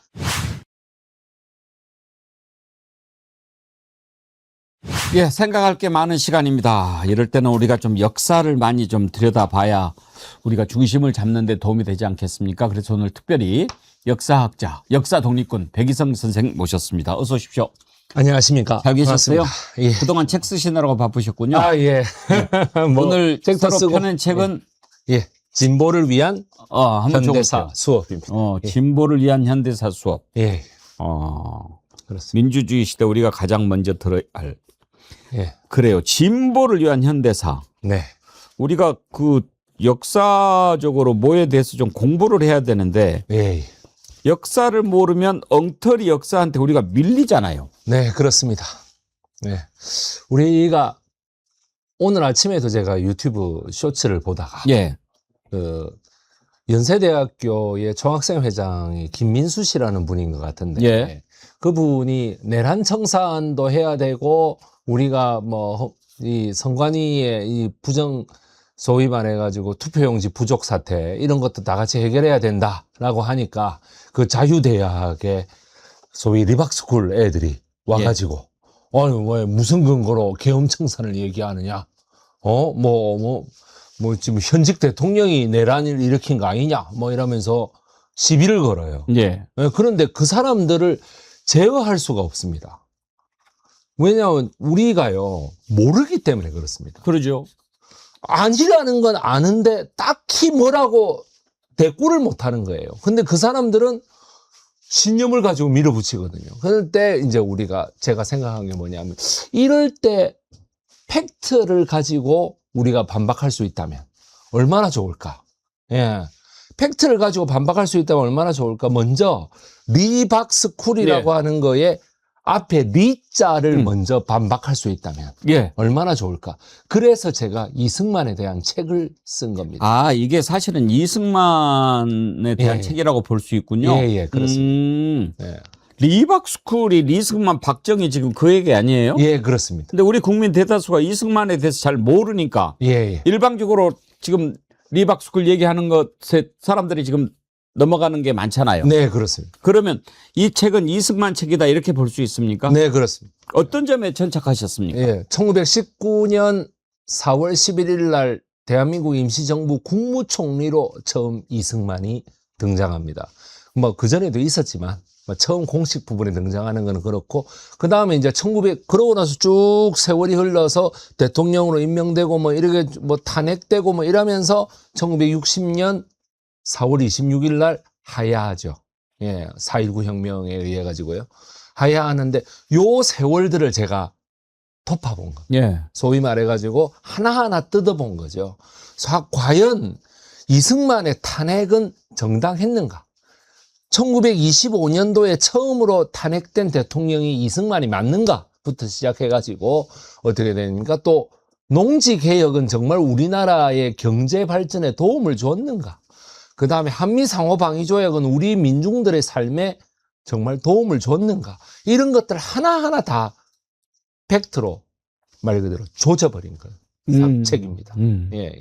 이승만은 탄핵은 아니고 하야지요. 예. 물러난 거죠. 탄핵은 이승만이 임시정부 때 최초 탄핵을 당했고 그 다음이 1960년에 하야를 했습니다. 이미 탄핵을 한번 겪었거든요. 임시정부에서. 예, 그때는 그렇습니다. 뭐 때문에 탄핵됐습니까? 너무 무능해서 아무런 아무런 활동도 하지 않고 임시정부에 그 중국 상하이에 있는 임시정부에 자금을 보내야 되는데 자금도 보내지 않고 자기가 다 가지고 있고 이러다 보니까 도저히 못 견딘 임시정부의 임시의정원, 지금의 국회죠. 국회에서 정당하게 탄핵을 했습니다. 근데 그런 자가 어떻게 초대 대통령이 됐습니까? 탄핵된 거를 그 하지 정부하고 하지의 미군정 장관하고 그 다음에 이승만 대통령이 은폐하고 당선된 것이죠. 예. 그러니까 결국은 국민들이 그런 내용을 잘 몰랐던 거죠. 몰랐습니다. 그러면 이승만은 결국은 미군정이 세운 대통령이다 이렇게 그렇습니다. 봐야 되는 거 아닙니까? 예, 그렇습니다. 그런데 왜 지금 와가지고 이승만을 재평가하자라고 그 극우 세력들이 이승만 추앙에 열을 올립니까? 말 그대로 이제 북한 그 김일성이라고 하는 아주 거대한 악에 대항해서 그 이승만이라고 하는 사람이 초대 우리나라 대통령이 됐으니 그 은혜가 상당하다라는 것이죠. 그런데 저도 이 부분에 대해서는 제가 극우 유튜브 채널에서 뭐 말하기를 우리나라가 세워진 것에 대해서 감사하지 않느냐 이런 말을 저한테 해요. 아니 저는 우리나라가 세워진 것에 대해서 감사합니다. 그런데 우리나라가 세워져서 이만큼 발전한 거는 우리 민주 시민들이 4.19 혁명 및 5.18 광주민주화 항쟁 등을 거쳐서 쭉 오는 이 모든 민주화 운동의 산물인 것이지 절대 이승만이라는 개인의 업적이 아닙니다. 이승만이라는 사람은 오히려 그런 민중의 에너지를 계속해서 꺾어왔던 사람입니다. 그래서 그 역사를 그대로 제가 담았는데 극우 세력들이 반발하는 논리는 이승만이 그 민중을 억압하지 않았고 사실상 공산주의자들을 그 소위 말하는 빨갱이들을 처단한 것이기 때문에 이거는 공로로 봐야 된다라는 희한한 논리를 펼치고 있습니다. 리박스쿨이 이승만을 지금 추앙하는 게 바로 그 논거입니까? 네, 그렇습니다. 그런 것들을 근거로 제시할 수 있는 업적이 있습니까? 근거로 제시할 수 있는 업적이라는 게 그런 거 아니겠습니까? 뭐 한미상호방위조약, 그 다음에 농지개혁. 그런데 그런 것을 그 제대로 한 번만 들여다보면 얼마나 뻘소리인가를 알 수 있습니다. 이게 말도 안 되는 얘기거든요. 그런데 그런 것들을 가르치지 않는 것이죠. 우리가 중고등학교에서 역사를 배울 때에 현대사 파트는 항상 마지막에 가면 야 시간 없다. 제껴. 야 이거 시험에 안 나와. 제껴. 이렇게 하고 넘어갑니다. 그런데 그 넘어가는 그 내용도 이승만에 대한 찬양 일색입니다. 그 찬양인데 막판에 이기붕이라고 하는 아주 권력의 화신이 등장해서 부정선거를 함으로써 마치 당시에 84세 됐던 이승만 대통령하고는 아무 관계없는 것처럼 서술하고 있습니다. 이승만은 결국 이제 부정선거로 국민들의 신임을 잃고 물러나게 된 것 아니겠습니까? 예, 그렇습니다. 그때는 부정선거와 관련해 가지고 확실한 근거가 있었습니까? 근거가 있었습니다. 최인규라고 하는 내무부 장관이 주도해가지고 내무부 장관이 지금으로 말하면 행정안전부 장관이죠. 그 내무부 장관이 주도해가지고 1959년 10월 달에 이미 각급 그 소위 말하는 시도지사, 군수, 시장 이런 사람들하고 다 같이 모여서 무려 뭐 300가지인가의 이 부정선거 매뉴얼을 작성합니다. 모여가지고 일주일 동안 그렇게 작성을 해서 내린 그 부정선거 비가 지금 경기도 남양주에 있습니다. 예. 그 비가 있다니까요. 그 1번부터 300번까지 쫙 하는 그런 거를 한 번도 교육받지 못했다는 것이죠. 분명히 존재하는데 사람들이 없는 줄 알아요. 예, 그렇게 생각하시면 되겠습니다. 그러면 지금 나오는 부정선거하고 그때 당시 부정선거하고 어떻게 연관을 지어야 되겠습니까? 지금 나오는 부정선거는 정확하게 말하면 부정선거가 아니라 투표 용지 부족입니다. 아니, 그 전부터 부정선거 이야기가 계속 나오잖아요. 예. 왜 그런 얘기가 나왔을까요? 그거는 소위 말해서 제가 부정선거론자 한 분하고 제가 아는데 예. 그분이 제가 저 국회에서 비서관 했을 때 똑같이 비서관을 했거든요. 예. 그 뭐 뉴스에도 자주 나오고 그래 합니다.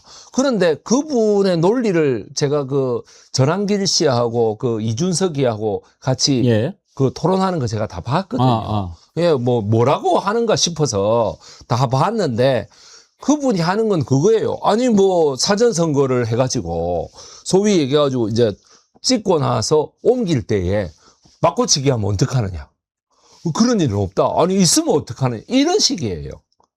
그것은 선관위 시스템 자체에 대한 그 불신이 마음속에 자리 잡고 있기 때문에 저같이 신뢰하는 사람들은 받아들이기가 힘들죠. 그런데 요번에 투표용지 부족 사태는 입이 100개라도 할 말이 없는 선거관리위원회의 명백한 실책입니다. 역사자시니까 역사적으로 이런 것을 어떻게 보시는지 궁금해서 좀 몇 가지 여쭤보고 싶은데요. 네네. 윤석열이 부정선거 얘기를 계속 하지 않았습니까? 예. 그리고 대통령 권한대행까지 했던 황교안. 뭐 이런 사람들이 부정선거 얘기를 계속 하는데 국가의 모든 정보를 취합하는 그런 자리에 있는 사람들이 부정선거를 이야기를 하니까 그냥 목매한 국민들은 야 그래도 대통령까지 했고 대통령 권한대행까지 했던 사람인데 아무런 근거 없이 아무런 정보 없이 얘기하겠어? 이렇게 생각할 수 있지 않습니까? 왜 이 자들은 이런 주장을 한다고 보십니까? 자기들의 권력을 계속 유지하고 그 유지하는 방법이 상대의 권력의 정통성을 무너뜨려야 되거든요. 그러니까 이렇게 계속 무너뜨리다 보면 언젠가는 우리 세상에 올 것이다.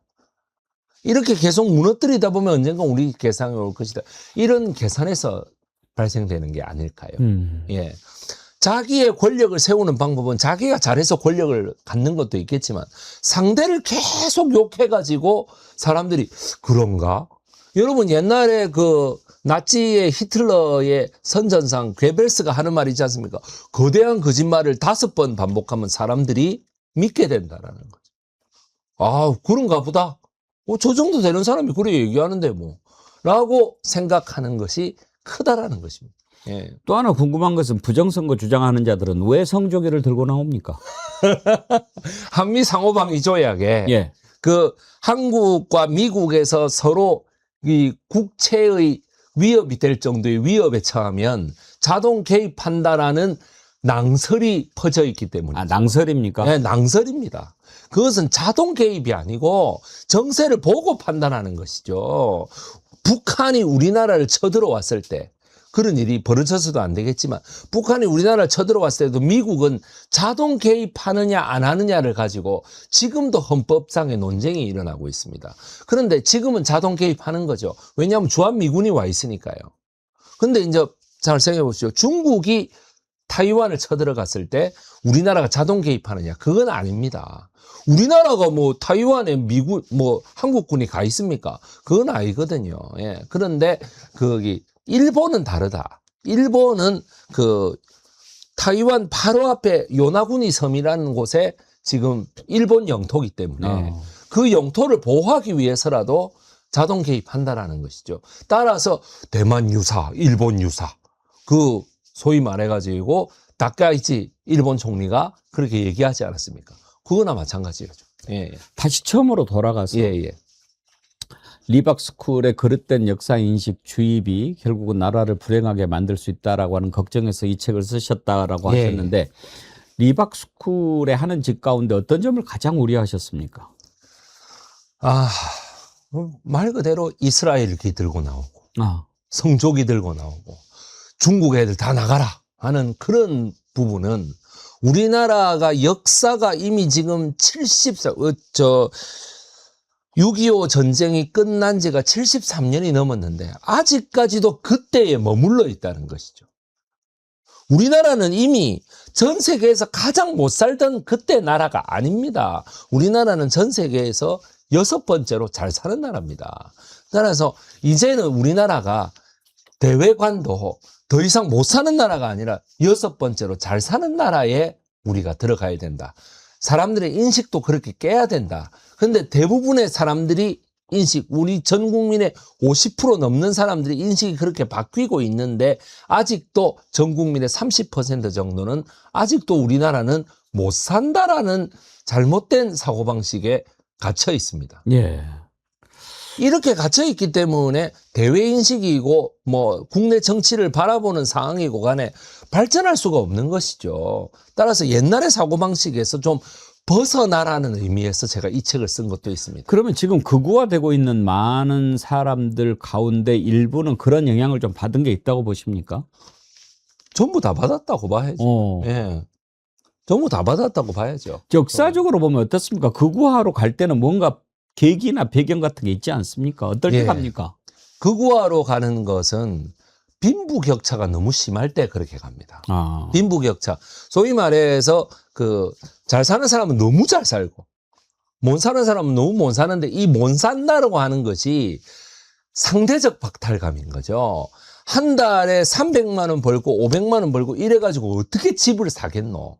어떻게 집을 사느냐? 어떻게 내가 건물을 하나 소유할 수 있을까? 그런데 TV를 보면 말입니다. 연예인들, 운동선수들, 이런 선수들은 대학교도 안 나오고 중학교도 뭐 겨우 졸업하고 이런 사람들이 몇백억을 벌어들인단 말이죠. 사실 20, 30대가 보면은 저들은 그냥 얼굴 하나 잘생기고 예쁘고 뭐 몸매 하나 좋고 이래가지고 지금 저래 돈을 버는 거 아니냐라는 내재적인 불만이 결국에는 저런 아주 사회적인 불만 세력으로 이 개인의 내재적 불만이 사회적 불만으로 승화되는 것입니다. 그래서 뭐냐 하면은 내가 불만을 나타내도 되는 어떤 좀 뭐라 그럴까 좀 부드러운 정치 세력이 등장한다 싶으면 마음껏 불만을 분출하고 또 이 반대 세력을 지지하게 되는 것이죠. 이승만에 대해서 이렇게 저렇게 평가가 다른데 가장 큰 이유는 잘 모르니까 그런 부분들이 있을 거 아닙니까? 네네, 잘 모르니까. 그러면 이제 진보를 위한 현대사 수업인데 일단 우리가 이승만에 대해서 알아야 되면 몇 가지를 좀 정리를 해 주십시오. 우리가 이승만에 대해서 잘 몰랐던 거 뭐를 고르셨습니까? 예, 잘 몰랐던 거. 일단은 농지개혁입니다. 농지개혁. 예, 이거는 한동훈 당시 법무부 장관이 건국전쟁 영화에 출연해가지고 결국에는 농지개혁이야말로 우리나라 경제 발전의 산업화, 소위 말하는 이승만의 농지개혁이 있었기 때문에 박정희 대통령의 산업화도 가능했다. 이래 얘기하는데 아닙니다. 헛소리입니다. 그거는 역사를 모르는 사람의 이야기입니다. 바로 직후에 뭐 책을 보시면 더 잘 아시겠지만은 그 바로 직후에 벌어졌던 국민방위군 사건이라는 게 있어요. 국민방위군 사건에서 뭐죠? 국민방위군 사건이 우리 옛날에 어르신들이 국군을 얘기할 때 그냥 국군 이렇게 얘기 안 합니다. 반드시 국방군. 국방군. 국민방위군의 중간이죠. 바로 1950년 우리가 1사 후퇴와 12월 23일 날에 빅토리 메르디스호의 흥남 철수를 계기로 해가지고 중공군이 다시금 밀고 내려오지 않습니까? 이때에 이승만 대통령과 그 내각에서 결정을 하나 하게 되죠. 뭐냐면 우리 젊은이들이 그대로 있을 경우에 중공군과 이 북한군에 다 징용이 될 것이다. 징병이 될 것이다. 따라서 모두 다 우리가 선발해가지고 우리가 쓰자. 우리가 이 병력을 쓰자라고 해가지고 모든 서울 지역, 경기도 북부 지역에 있는 모든 젊은이들에게 다 부산의 구포역으로 내려가라 이래 얘기합니다. 부산의 구포역으로 내려가라. 요번에 부산 북갑에서 당선됐지 않습니까? 한동훈. 이것도 참 너무나 이 역사적 사실을 모르기 때문에 그래 이제 소위 말하는 그 구포역으로 내려가는 그 와중에 우리가 군인들이 뭐가 필요합니까? 전쟁을 안 하는 군인 아닙니까? 이 지금 후퇴가 내려가는 군인이니까 옷이 필요하고 군복이 필요하죠. 군복이 필요하고 그다음에 밥이 필요하죠. 예. 새끼 먹을 밥. 그런데 이 밥도 주어지지 않고 옷도 주어지지 않아서 거의 거짓대가 돼가지고 내려갑니다. 이게 조정래의 태백산맥에 아하. 잘 묘사되어 있습니다. 그러면 이 예산이 다 어디로 갔느냐? 이 예산이 다 어디로 갔느냐? 국방부 장관 신성모 그리고 어디 그 실무자인 소장 김윤근에 의해 가지고 신성모하고 예. 김윤근은 장인 사위사입니다. 마이크 줄을 조금 손 안에다 넣고 예. 잠깐만요. 예. 예. 네. 예. 장인 사위사입니다. 뭐 그보다 더 가까울 수가 없지 않습니까? 그 사람들에 의해서 자그마치 얼마가 횡령됐는지 아십니까? 얼마나 됐어요? 144억입니다. 그때 당시에. 지금 가치로 환산한 게 아니고 그때 가치로 144억. 와. 지금으로 치면 거의 2천억 가까운 돈입니다. 더 될 수도 있어요. 예. 그런 돈을 횡령해서 어디다 썼느냐 하면 이승만이 1952년도에 대통령 직선제를 하는데 그 직선제라는 게 뭐예요? 전 국민한테 다 밥 사고 해야 되는 거거든요. 그 돈으로 다 썼다는 거죠. 그게 농지 개혁을 하고 나서 임시 토지 취득세를 거두어 가지고 다 횡령한 금액이 되겠습니다. 그것만 해도 이승만은 전혀 역사적으로 재평가받을 아무런 역사적 공로가 없는 사람입니다. 예. 따라서 많은 사람들이 역사학자 전유관 씨, 예. 소위 전한길 씨 이런 사람들이 전유관과 전한길은 같은 사람입니다. 예. 본명이 전유관이고. 그래 이제 이 사람이 하는 말이 모든 역사에는 공과 과가 있다. 아닙니다. 이승만은 과만 있습니다. 공은 없습니다. 예. 농지개혁이라는 것은 더군다나 우리나라에 1949년도에 대통령 거부권 1호 법안입니다. 그 법안이. 거부권을 행사했습니다. 죽산 조봉암 선생이 밤을 새워서 마련한 농지개혁안을 거부했습니다. 그런데 왜? 국회에 모두 장악하고 있던 국회의원들이 지주 세력들이기 때문에 그래요. 그 지주 세력들이 모두 다 반대했거든요. 토지 유상몰수, 유상분배인데 이 유상몰수를 더 비싸게 받고 몰수해야 된다. 그리고 더 길게 갚게 해야 된다라는 걸 가지고 반대했단 말이죠. 그래서 이승만이 결국에는 조봉암 선생 편을 들어준 게 아니라 국회의원들 편을 들어준 것이죠. 그래서 거부권을 행사한.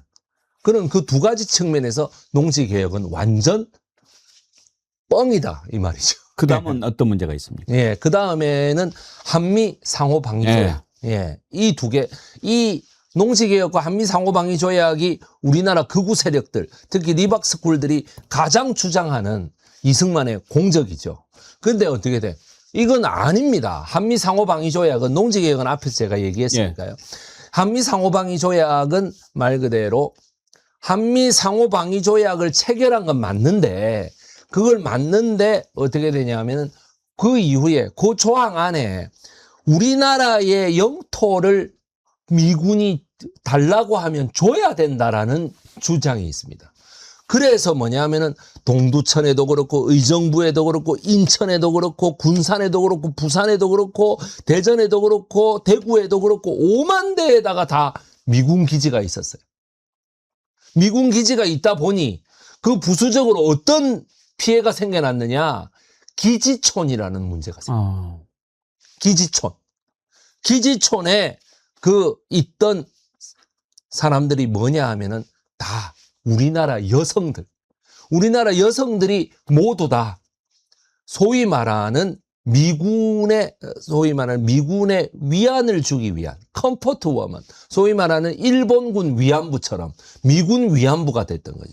이 숫자가 자그마치 당시 전체 여성 1,000만 명 가운데 약 40만 명에 해당되는, 이 전체 여성 1,000만 명에는 나이가 50이 넘은 사람도 있고 나이가 20이 안 된 사람도 있지 않습니까?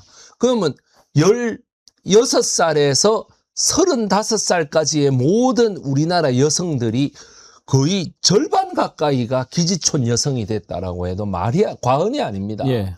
이런 폐해를 두고 어떻게 한미 상호방위 조약이 성공한 조약이라고 얘기할 수 있습니까?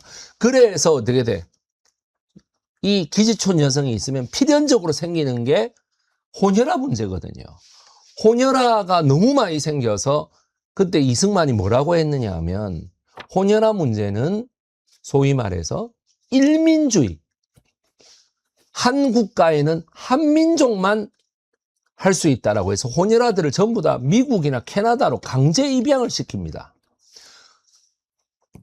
책임질 일을 한 미군들에게는 아무런 책임을 묻지 않고 우리나라 여성들에게는 강제적으로 그 애를 떼가지고 강제 입양을 시켜버리는 거죠. 그 입양을 시키면서 소위 말해가지고 돈을 받겠죠. 수수료를 받고. 이런 식의 만행을 저지른 한미 상호방위 조약에 대해서 우리가 무조건 이승만의 공적이다라고 얘기하는 것은 저는 절대적으로 반대합니다. 예. 이승만이 물러난 지가 60년이 지났는데 예. 그 뒤로도 수많은 민주정부들이 들어서고 또 역사 평가도 하고 그랬는데 예. 그게 완전히 지금 말씀하신 것들이 드러나고 검증되고 그랬을 것 같은데 예. 지금에서야 그런 말을 우리가 듣게 되고 아직도 추정하고 있는 사람들이 있는 것을 어떻게 봐야 할까요? 1946년도에 친일파 청산이 미진하다는 이유로 문일민이라는 독립투사가 예. 그 하지 군정청 앞에서 할복 자살함. 자살을 시도했는데 자살을 결국 못하고 할복만 했어요. 이 사실에 대해서 여러분 아십니까? 그런데 그 문일민 독립투사는 그로부터 21년 전 1925년도에 대한민국 임시의정원의 국회 부의장이었어요. 그리고 부의장으로서 이승만 탄핵을 주도했습니다. 그리고 탄핵을 시켰고요. 이 사실에 대해서 우리 백운기 앵커님은 알고 계십니까? 몰랐습니다. 모르시죠? 바로 이런 거가 다 뭐냐면 이승만이 역사 교과서에서 이 사실을 다 지워버린 거예요. 아하. 다 지워버린 거예요. 예. 근데 제가 요번에 다시 살렸습니다. 그러셨군요. 예. 왜 그런지 아십니까? 저는 이거를 초등학교 때 들었습니다. 우리 할머니께서 1946년 그 문일민의 할복 자살 현장에 아하. 예, 제가 할머니가 계셨습니다. 할머니가 원래 여운형 예, 여운형 선생 정무비서관. 예, 그러셨다고 예. 그랬죠? 그때 예. 할복 자살까지 할 줄은 모르고 갔는데 갑자기 할복 자살을 하는 바람에 깜짝 놀래가지고 병원으로 빨리 이송했다고 합니다. 그래가지고 막 우리 할머니가 이거 도저히 겁이 나서 못 해먹겠다라고 생각했던 우리 백이성 거죠. 선생님이 예. 역사학자가 되신 것도 아마 할머니 영향이 꽤 큰 것 같아요. 그죠. 할머니께서 반드시 역사의 양심을 전달하라는 예. 뭐 아무도 안 받아주시겠지만 어쨌든 간에 그런 할머니께서 유언을 남기셨기 때문에 예, 제가 이렇게 역사 강사로서 역사 독립군으로서 유튜브도 운영하고 이렇게 하고 있습니다. 예. 그러니까 역사를 확실히 아는 것이 너무나도 중요한데 예. 지금 이제 리박스쿨이라든지 이런 극우 쪽들의 준동은 우리가 이제 겪어봤는데 네. 여기에 경도돼 있는 사람은 물론이고 지금 민주 세력 내부에서도 혹시 그런가 하고 기웃기웃하고 또 논란이 되고 있는 사람들도 있지요. 네, 그렇습니다. 바로 지금 이 우리나라의 많은 그 진보 정치인들 중에서도 이거 좀 말을 좀 갈아탈까? 이런 사람들도 꽤 있습니다. 제가 생각할 때. 예. 그런데 그런 사람들은 바로 미국 정부에서 1954년도에 실행했던 플랜을 하나 상기시켜 주셨으면 좋겠어요. 에버레디 플랜이라는 게 있습니다. 앵커님. 예. 에버레디 플랜. 에버레디. 예. 그게 뭐냐 하면은 바로 아이젠하워 당시에 미국 대통령 당선인부터 시작해 당선인까지 올라갔던 결제 서류입니다. 이승만을 미국이 제거한다라는 그겁니다. 예. 예. 발췌 개헌 및 4.4.5입 개헌을 통해서 계속 자기의 영구 집권을 노렸던 이승만의 이런 여러 가지 악행들을 미국이 알고 있었던 것이죠. 따라서 이승만을 제거하자라는 그 에버레디 플랜이 생겨났고 그것이 1975년도에 미국 뉴욕타임스가 이거를 폭로했습니다. 그런데 이런 사실을 알고 계십니까? 모르시죠? 예. 박정희가 이거를 다 없앤 거예요. 그리고 에버레디 플랜은 결국 실패했느냐? 아닙니다. 그때에는 성공을 못했지만 결국에는 이것이 1960년까지 와가지고 60년에 결국 미국 메카나기 미국 대사에 의해 가지고 이승만을 보고 물러나라라고 하는 거예요. 그러니까 이승만이 잘못했던 것은 이승만이가 지우고 예. 박정희가 잘못했던 것은 박정희가 지우고 예. 그렇게 하면서 여기까지 온 거군요. 네, 그렇습니다. 참 우리 현대사가 여러분들이 왜 내가 모르나? 내가 정상적인 학교를 나왔고 정상적으로 대학 교육까지 다 마쳤고 내가 역사학과 출신인데도 모른다. 당연히 모릅니다. 그만큼 우리나라 집권 세력들하고 학계하고 죄송합니다. 우리 백운기 앵커님이 계셨던 언론계도 하나하나 이렇게 마모해가지고 딱 그 기득권이 좋아하는 과정으로만 학생들하고 이렇게 다 배우게 했던 것이죠. 따라서 정상적인 과정을 거친 사람들은 몰라요.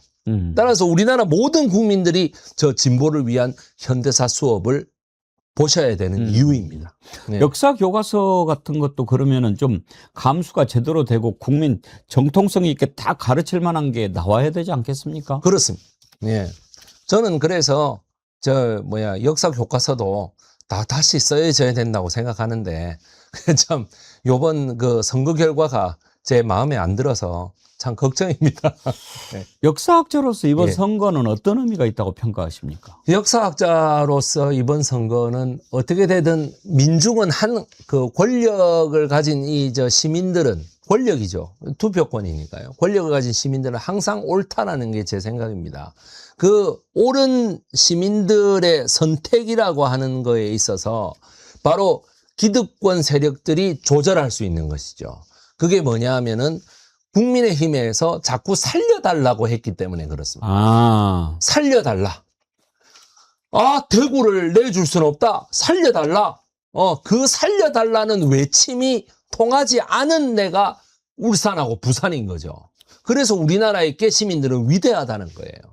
그런데 서울은 그 오세훈을 지지했다기보다는 자기 부동산 가격을 어떻게든 좀 지키겠다라는 생각에 오세훈이라는 시장을 낳았지만 결국에는 서울시의원을 80명을 선택했다는 거죠. 그 80명의 서울시의원을 선택했기 때문에 오세훈은 이제 아무것도 자기 마음대로 못합니다. 예. 그리고 17명의 구청장을 또 뽑았다는 얘기예요. 따라서 서울 시민들은 내 부동산 가격을 지키기 위한 최후 보루로서 오세훈을 선택하고 그다음에 구청장은 민주당을 뽑아주고 그 다음에 어떻게 돼? 시의원도 민주당을 뽑아주고 이 정도면 오세훈 지가 아무렇게나 자기 하고 싶은 대로 못 하겠지. 저번에 구청장도 뽑아주고 시의원도 뽑아주고 하니까 오세훈이 자기 마음대로 했지. 요번에는 못 할 거야. 이런 어떤 마음도 있었다고 저는 생각합니다. 참 살려달라라고 하는 그러니까 우리나라 제1야당의 정통성이 있다. 살려달라 이런 그거에 많은 우리 그 소위 말하는 좀 어르신 계층 이 층들이 다 움직인 결과가 아니냐. 예. 그리고 그렇죠. 예, 그 소위 말해 가지고 그 20, 30대 역사를 제대로 모르고 민주화의 운동에도 참여해 본 적이 없는 이런 분들은 민주화 그게 뭔데라고 하면서 내 가고 싶은 여러 가지 이 장소에 대해서 내 마음대로 가겠다라고 하는 마음가짐이 크고 도대체 이 월급만 받아가지고 어떻게 내가 집을 살 수 있느냐라고 하는 여러 가지 문제가 크기 때문에 바로 오세훈을 찍고 성남시장도 신상진을 찍고 살려달라고 했으니까. 용인시장도 이상희를 찍고 아마 이렇게 되지 않았나 저는 그렇게 생각합니다. 예. 한두 가지만 더 여쭤보겠습니다. 지금 저는 별로 동의가 안 되는데 오늘 처음 보는 아이디입니다. 예. 근데 이분은 리박 좋아하는 사람들도 좀 인정해주고 그래야 통합이 되는 거 아닐까요? 예. 이런 의견을 주셨는데 어떻게 예. 생각하세요? 예, 그 통합이라는 게 저한테도 그런 댓글들이 많이 예. 들어와요. 그러니까 통합이라는 게 자, 리박스쿨 사람들이 제가 생각할 때는 뭘 잘 모르시는 분들이죠. 예. 모르시는 분들이 정확하게 알고 난 다음에도 계속 리박스쿨의 생각을 가지신다면 저는 기꺼이 통합하겠습니다. 그걸 하기 전에 민주시민이라는 것은 자, 19살이고 대학 교육을 마쳤기 때문에 난 더 이상 교육을 안 받아. 아닙니다. 교육은 평생 받아야 되는 겁니다. 따라서 뭐냐 하면은 저 같은 사람이 책을 쓰고 역사 강의를 하고 유튜브를 하는 이유도 바로 그런 데 있습니다. 나이 드신 어르신들도 제 책을 보셔야 되고 또 그 다음에 근데 안 보기 때문에 문제가 되는 것이죠. 따라서 뭐냐면 제 책도 보시고 자 리박스쿨에서 나온 책도 보시고 하신 다음에 또 그 생각을 계속 가지고 계신다면 저는 기꺼이 통합하겠습니다. 예. 지금 이제 내란 청산이 진행이 되고 있지 않습니까? 그런데 예. 이번 선거 끝나고 이렇게 막 또 한 번에 뭔가 출렁거림이 있으면서 약간 역사의 발전이 좀 주춤하는 그런 느낌이 네, 좀 그렇습니다. 있습니다. 이 부분은 나중에 현대사에서 어떻게 정리가 될 거라고 생각하십니까? 아니 그런데 뭐 정원호 후보가 오세훈 후보에게 지고 뭐 이런 그 민주당이 그 전체적으로 기초자치단체장도 119군데밖에 차지를 못하고 뭐 국민의힘이 95군데 이렇게 차지하고 이런 건 저도 다 뉴스를 통해 봤는데요. 그래도 그쪽에 그 참 우리나라 국민들이 이제 정치의식이 굉장히 올라간 것 같아요. 그럼요. 뭐냐 하면은 단체장은 그렇게 뽑아도 반드시 그 시의회나 도의회는 안 뽑아줍니다. 그러니까 국민의힘을 뽑기는 했는데 시의회나 도의회는 안 뽑아줘요. 대구를 제외하면 말이죠. 대구나 경북을 제외하면 안 뽑아줘요. 그리고 시의회나 시장을 김상욱 시장이나 전재수 시장을 뽑은 다음에도 시의회나 구청장은 또 국민의힘을 선택하고 이런 상호 견제의 원리를 정말 요번 선거만큼 절묘하게 구사한 적이 없어요. 자, 국민들의 마음속에 분명히 있는 것 같아요. 뭐냐 하면은 2018년에 이것들 다 이기게 해줬더니 결국에는 뭐 이상한 이런 성추문 이런 걸 가지고 쫓겨나고 막 재보궐선거 치르고 난리 치더라. 그러니까 나 신뢰 못 하겠다. 그런데 국민의힘만 올려가지고는 저게 견제가 안 되더라. 저게 지 맘대로 하더라. 그러니까 뭐냐 시의회라든가 도의회를 그렇게 바꿔주면 된다라는 마음가짐이 있으신 것 같아. 그래서 저는 참 역사라는 것이 요번에 이렇게 우상향 그래프도 이렇게 우상향 그래프가 쫙 가파르게 올라가면 좋겠습니다만은 올라가다가 이렇게 조금 요 정도 이런 어떤 변칙은 괜찮지 않나 저는 그렇게 생각하고 있습니다. 예. 알겠습니다. 진보를 위한 현대사 수업 아주 좋은 책을 펴내셨는데 끝으로 이 책을 읽을 때 이 책을 보는 분들이 좀 어떤 것에 유념하면서 또 어떤 생각으로 읽었으면 좋겠는지 말씀을 좀 해주시죠. 예, 우선 저 책을 보시는 분들은 진보라는 단어에 대한 선입견을 지워주시면 감사하겠습니다.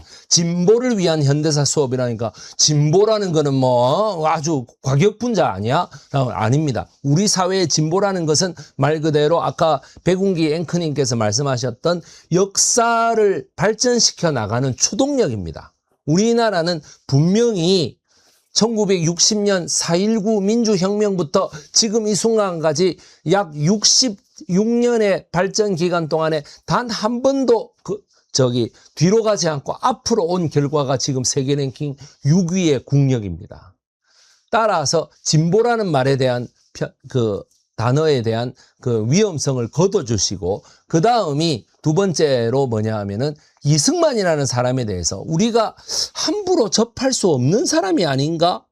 이 대통령의 생각을 어떻게 우리 일반 시민들이 알 수 있지? 라는 생각을 하시는데 우리 국민들이 우리 시민은 자 우리는 민주주의 국가입니다. 민주주의 국가에서는 대통령이 국가의 탑이 아니고 우리 국민이 국가의 탑입니다. 이제 백성이 왕이라는 것이죠. 따라서 왕으로서의 제왕학을 공부한다라고 하는 심정으로 5천만 국민이 한 명 한 명이 다 왕이다라는 심정으로 읽어주시면 감사하겠습니다. 예, 고맙습니다. 예. 우리 역사 독립군 백이성 쌤이 쓴 책 역사를 제대로 알아야 가짜 뉴스에 휘둘리지 않습니다. 이 부분 그리고 날조된 신화에는 날조된 언어로 맞서지 않는다. 오직 팩토로만 반박한다. 예. 이 부분이 딱 와닿네요. 여러분 진보를 위한 현대사 수업 귀한 책이 나왔습니다. 관심을 가져주시기 바랍니다. 오늘 귀한 말씀 감사합니다. 예. 고맙습니다. 고맙습니다. 예. 진보를 위한 현대사 수업을 펴는 역사학자 백이성 선생님 만나봤습니다. 그 앞에 아주 맛있는 신비복숭아 있는데 아유. 그거 드시면 야, 예. 목이 좀 풀리실 겁니다. 어때요? 아유, 정말 맛있습니다. 그 꿀이 떨어지죠? 예. 맛있게 드셔서 고맙습니다. 자,